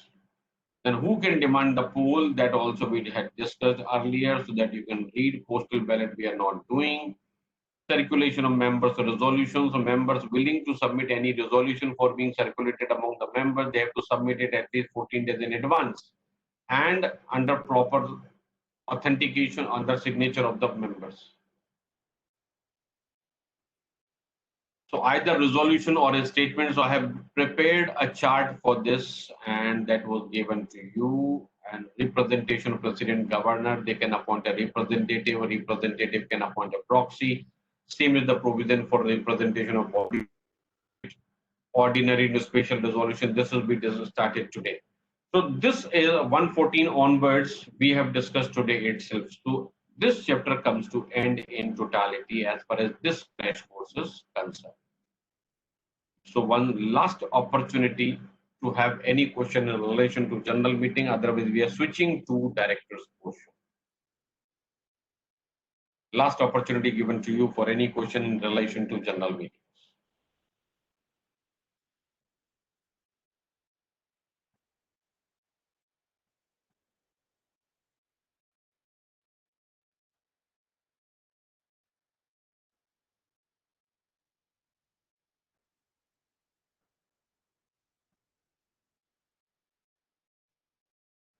Yes, secretarial standards must refer, must, most important thing.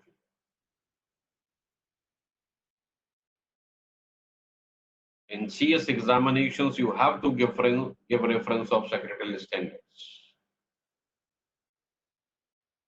Chairman, if there is an election, yes, it is only during the meeting.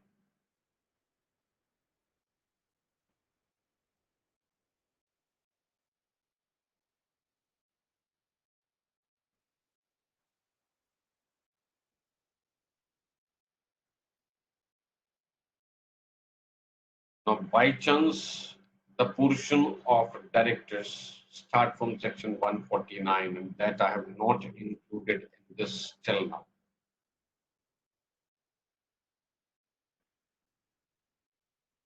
Do you want to discuss anything else?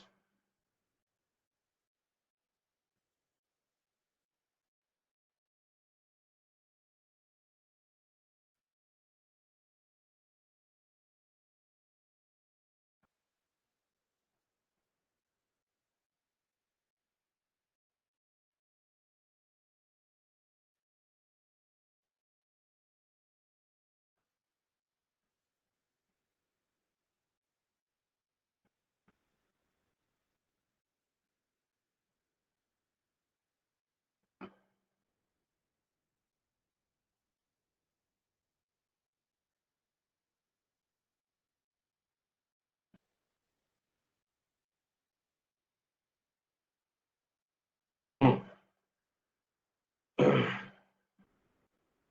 Is proxy counted for the purpose of quorum? Proxy will be counted for quorum only if there is a direction given by the tribunal, otherwise not. No more classes after 11th. Already lots of classes done.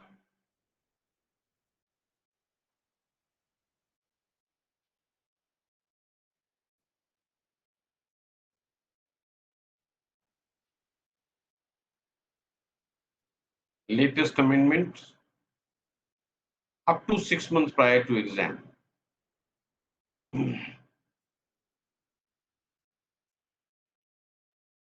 Yes, there can be separate director, separate chairman for every general meeting possible. Okay, so let us go ahead.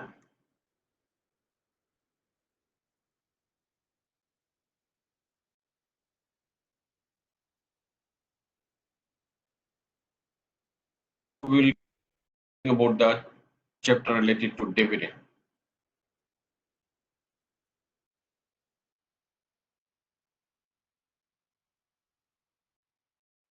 What is called dividend?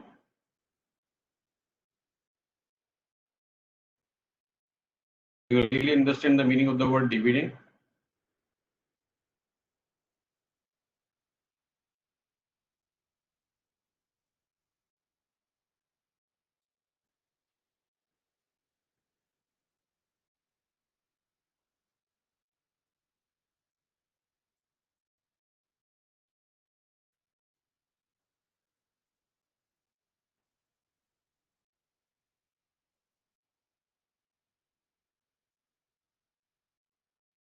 Appropriation of profit and profit shared,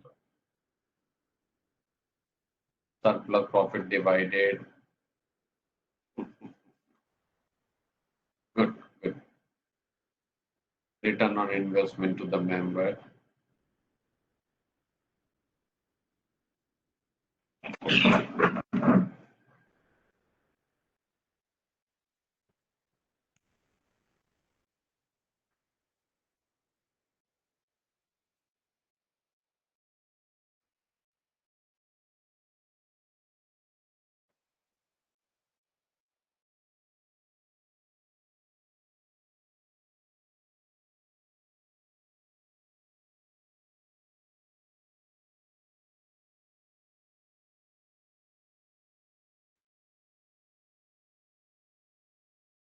This is dividend. Divide and end.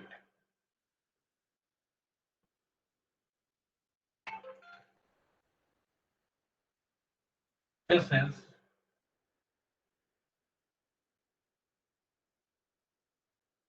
last entry in books of account in relation to any financial year. After this, no more entry. So divide profit and financial year. So no more entry after dividend, because this is the sharing of profits. And profit is only at the end of financial year and appropriation or booking for all the expenses and appropriation of profits. So appropriation of profit, and that too only distributable profit. You cannot distribute the whole profit. What is distributable? So distributable means after compulsory appropriation. Suppose there is a DRR, you need to transfer certain funds to DRR, then only you will have distributable profit. And out of distributable, you are not supposed to distribute the whole amount. So whatever is distributable, that will remain here. Not visible. Can I change this a little bit so that you can see that? Can you see now?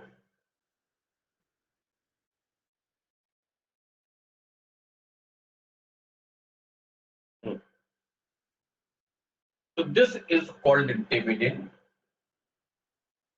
Now this dividend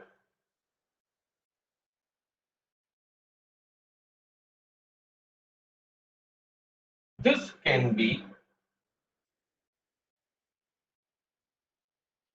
again two types.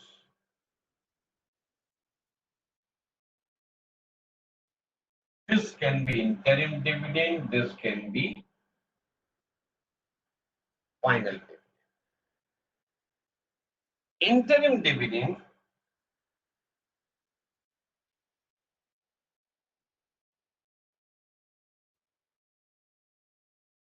declared between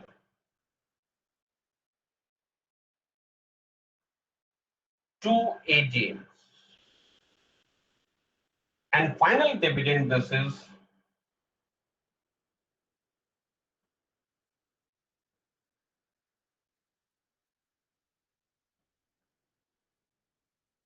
declared in AGM only, and this is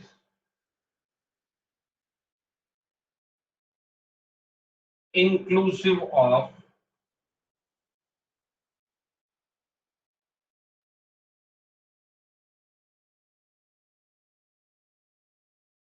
interim dividend, if any. Say, for example, 25% interim dividend has already been declared. Now, see something very important to understand. This will help you sometime practically. And final dividend is declared 50%. So it does not make it 75%. Final dividend is inclusive of interim dividend unless you make it very clear in the resolution part for final resolution, final dividend, that this is inclusive of interim or this is exclusive of interim. If you don't write exclusive of interim dividend, it is presumed to be inclusive of interim dividend. This will help you sometime practically. And not many companies actually have committed error this type earlier. Don't commit this mistake. That's why I mentioned it here. But interim dividend, this is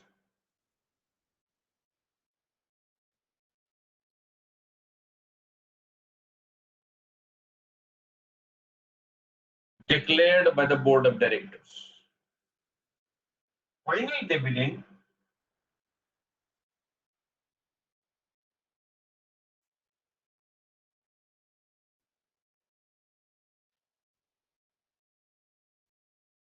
this was recommended by the board of directors and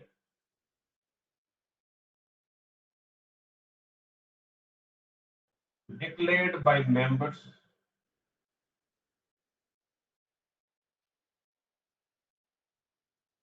in the annual general meeting only. Right? What is common for both? Have you written this?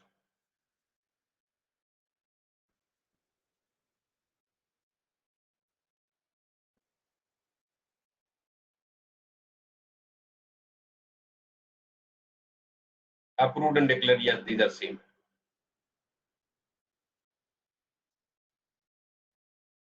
Interim dividend declared by the board. Final dividend recommended by the board and approved by the members. You can say declared by the members in the general. And general meeting also only annual general meeting, no other. So here I am very specific. This is AG. Is it noted?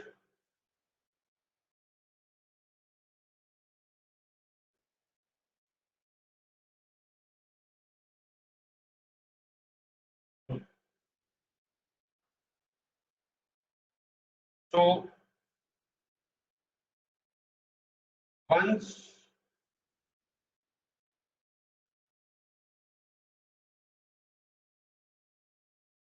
a dividend is declared, so whether it is interim dividend or this is final dividend, doesn't make a difference. Once a dividend is declared,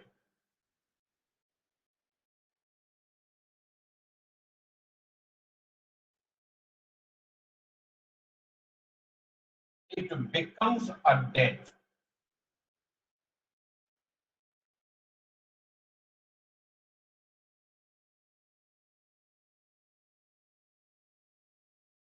Repayable by company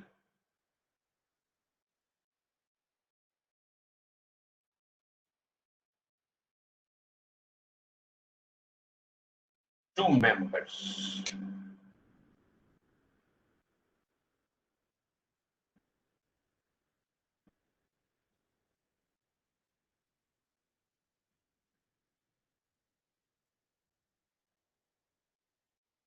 This cannot be cancelled.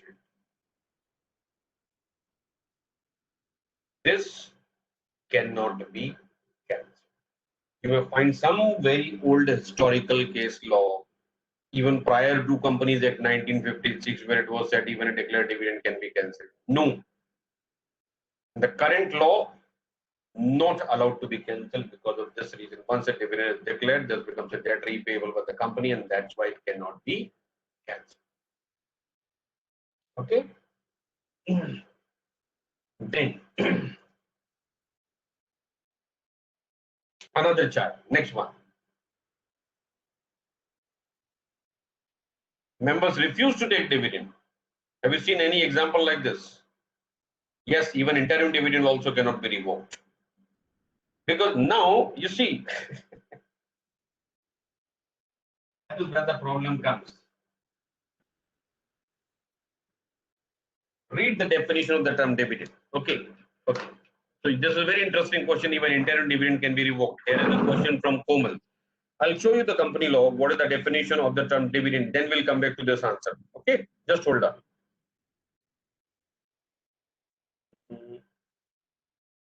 I'm going to sharing.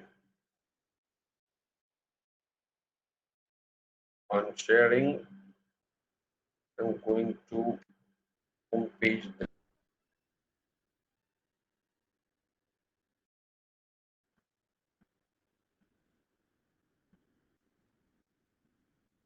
Read the definition. What it says, dividend includes interim dividend, right? So whatever we apply,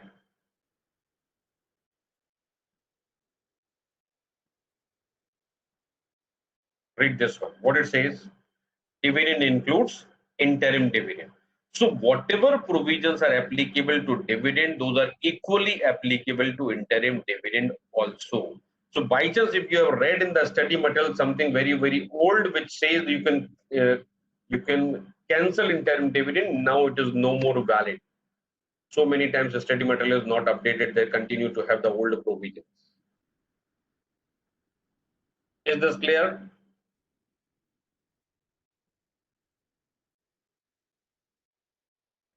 No dividend can be cancelled, neither interim nor final.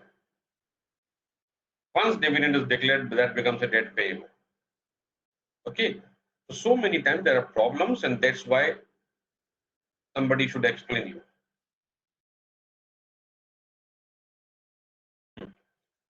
So whenever an interim dividend is declared, intimation is given. The dividend can be revoked in the general meeting first, just in proper reason. Why the dividend can be cancelled? Once, who can cancel the debt? Tell me one thing. That suppose you are supposed to repay some money to you to somebody, and tomorrow you tell him that I am not going to repay you.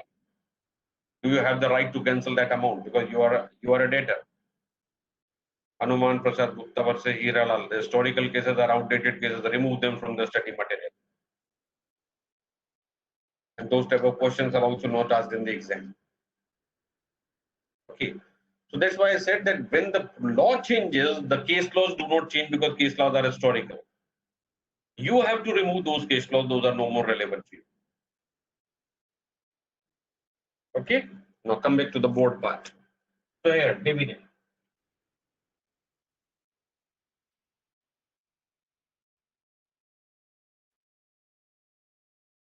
Dividend on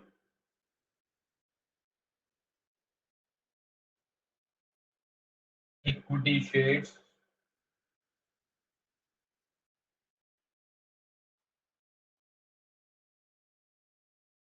and preference shares. As of now, no one can revoke any dividend, whether it is interim or final. Preference shares rate is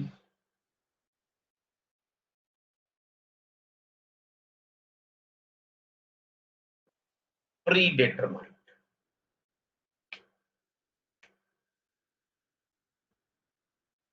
Yes, I'll give you this point again. What can be done, what cannot be done about as far as rate is.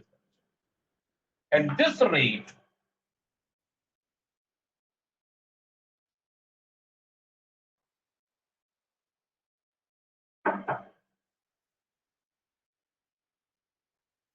cannot be changed. If you want to change the rate on preference shares, that will amount to change of rights. You will have to follow that procedure, right? But if preference shares are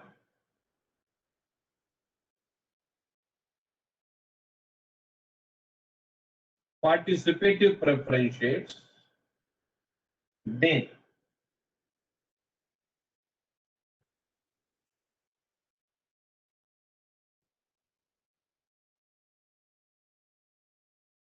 additional dividend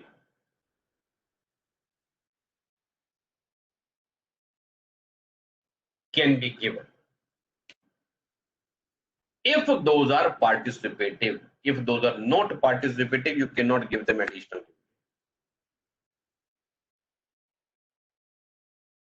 The rate is predetermined. As far as equity shares are concerned,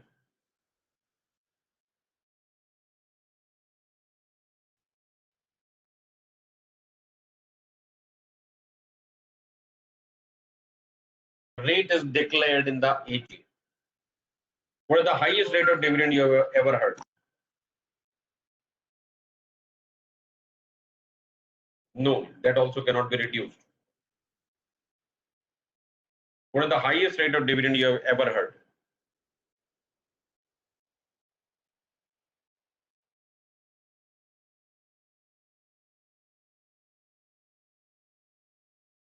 Here it is predetermined. In case of equity, it is 100%. Okay.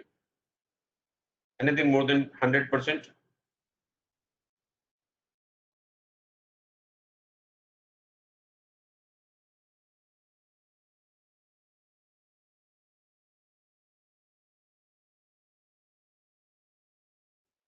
Can you pay more than 100% dividend?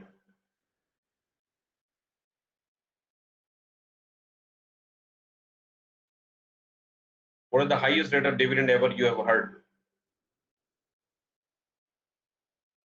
330%. Okay. Very good. More than that? 600%. Okay. Anything more than that?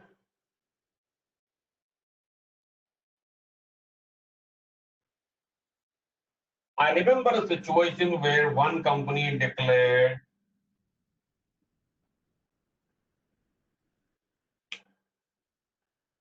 10,000% dividend.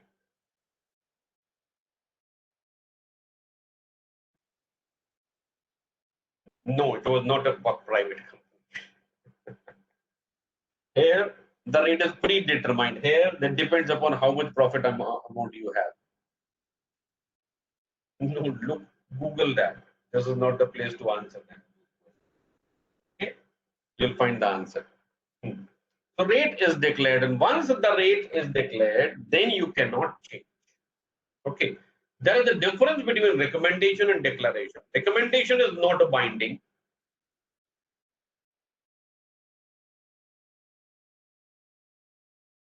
Dividend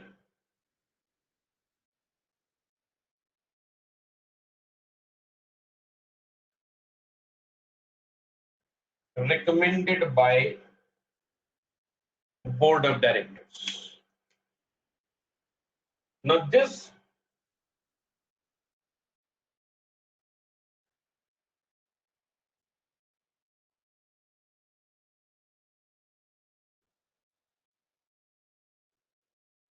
can be reduced by the members. How much reduced?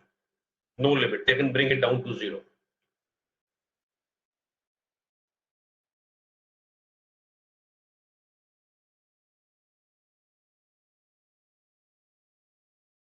Cannot be increased by members. They can reduce, but they cannot increase this rate of dividend. Right? Now, where from you can pay dividend? Is this noted?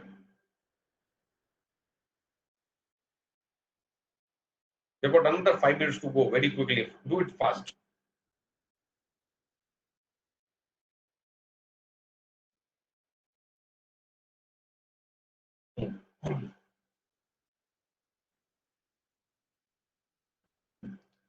Now,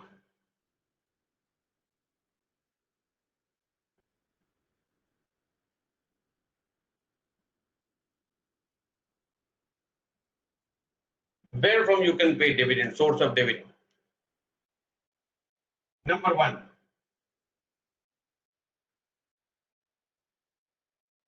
profit of the financial year.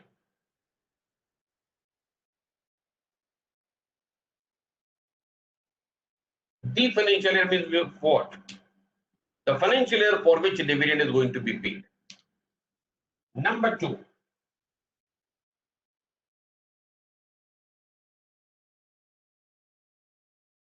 profit of the current financial year. But current financial year profit you can utilize only for interim dividend.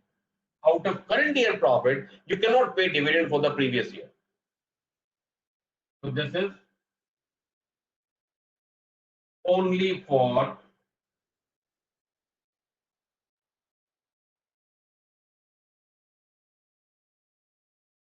interim dividend. Number three,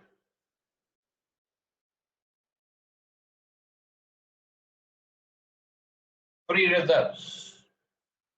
Free reserves are the reserves created out of profit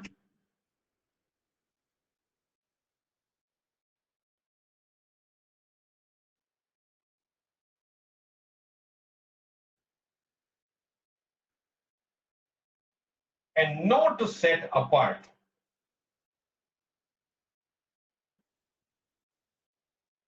for any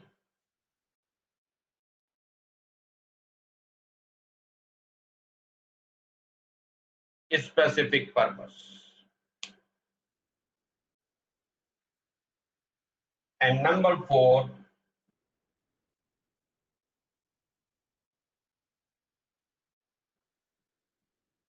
money provided by central government.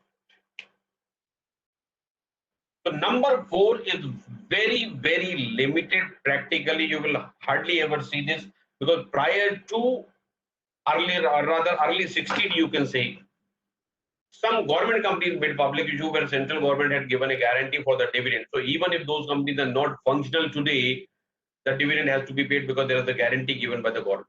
In those cases only. So this is not seen practically. Free reserves that can be utilized, but this is the main thing. Profit of the financial year. So the financial year means the year for which the dividend is to be paid. Profit of the current financial year that can be utilized only for payment of interim dividend because you cannot use the profit of current year for paying dividend for the previous years. Then free reserves. Free reserves are created out of the profits, and number two, not set apart for any specific purpose. You can pay dividend out of that also. And last is money provided by government. So this is something rare which you will never see practically. So these are the sources where from you can pay dividend. So the chapter of dividend will take up in the next lecture. The dividend plus accounts. Those two chapters will try to complete in the next lecture. And today the time is running out. So this is the time to wind up. I was given a time to 10:45. It is already 10:38. You cannot do any more. So we have 2 more minutes to go. If you have any specific question, you can ask it quickly.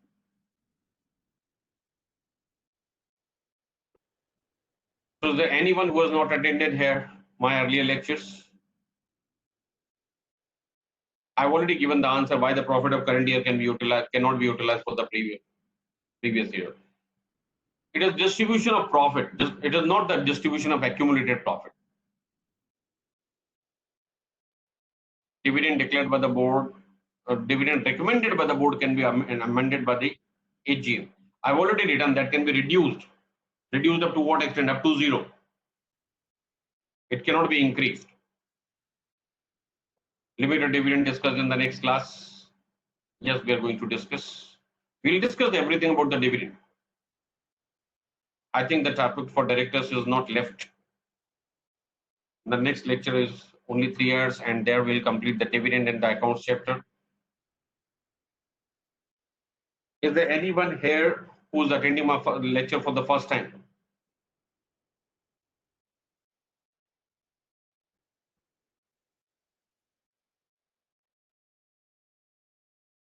Of course. So how many of you have attended all the lectures?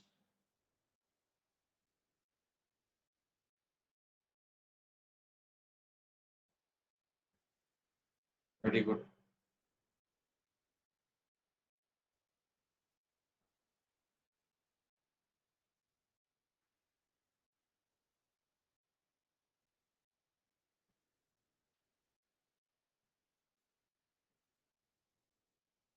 So whatever friends you have missed that you can see on YouTube, and after tomorrow, whatever lectures can be done, I will do that separately.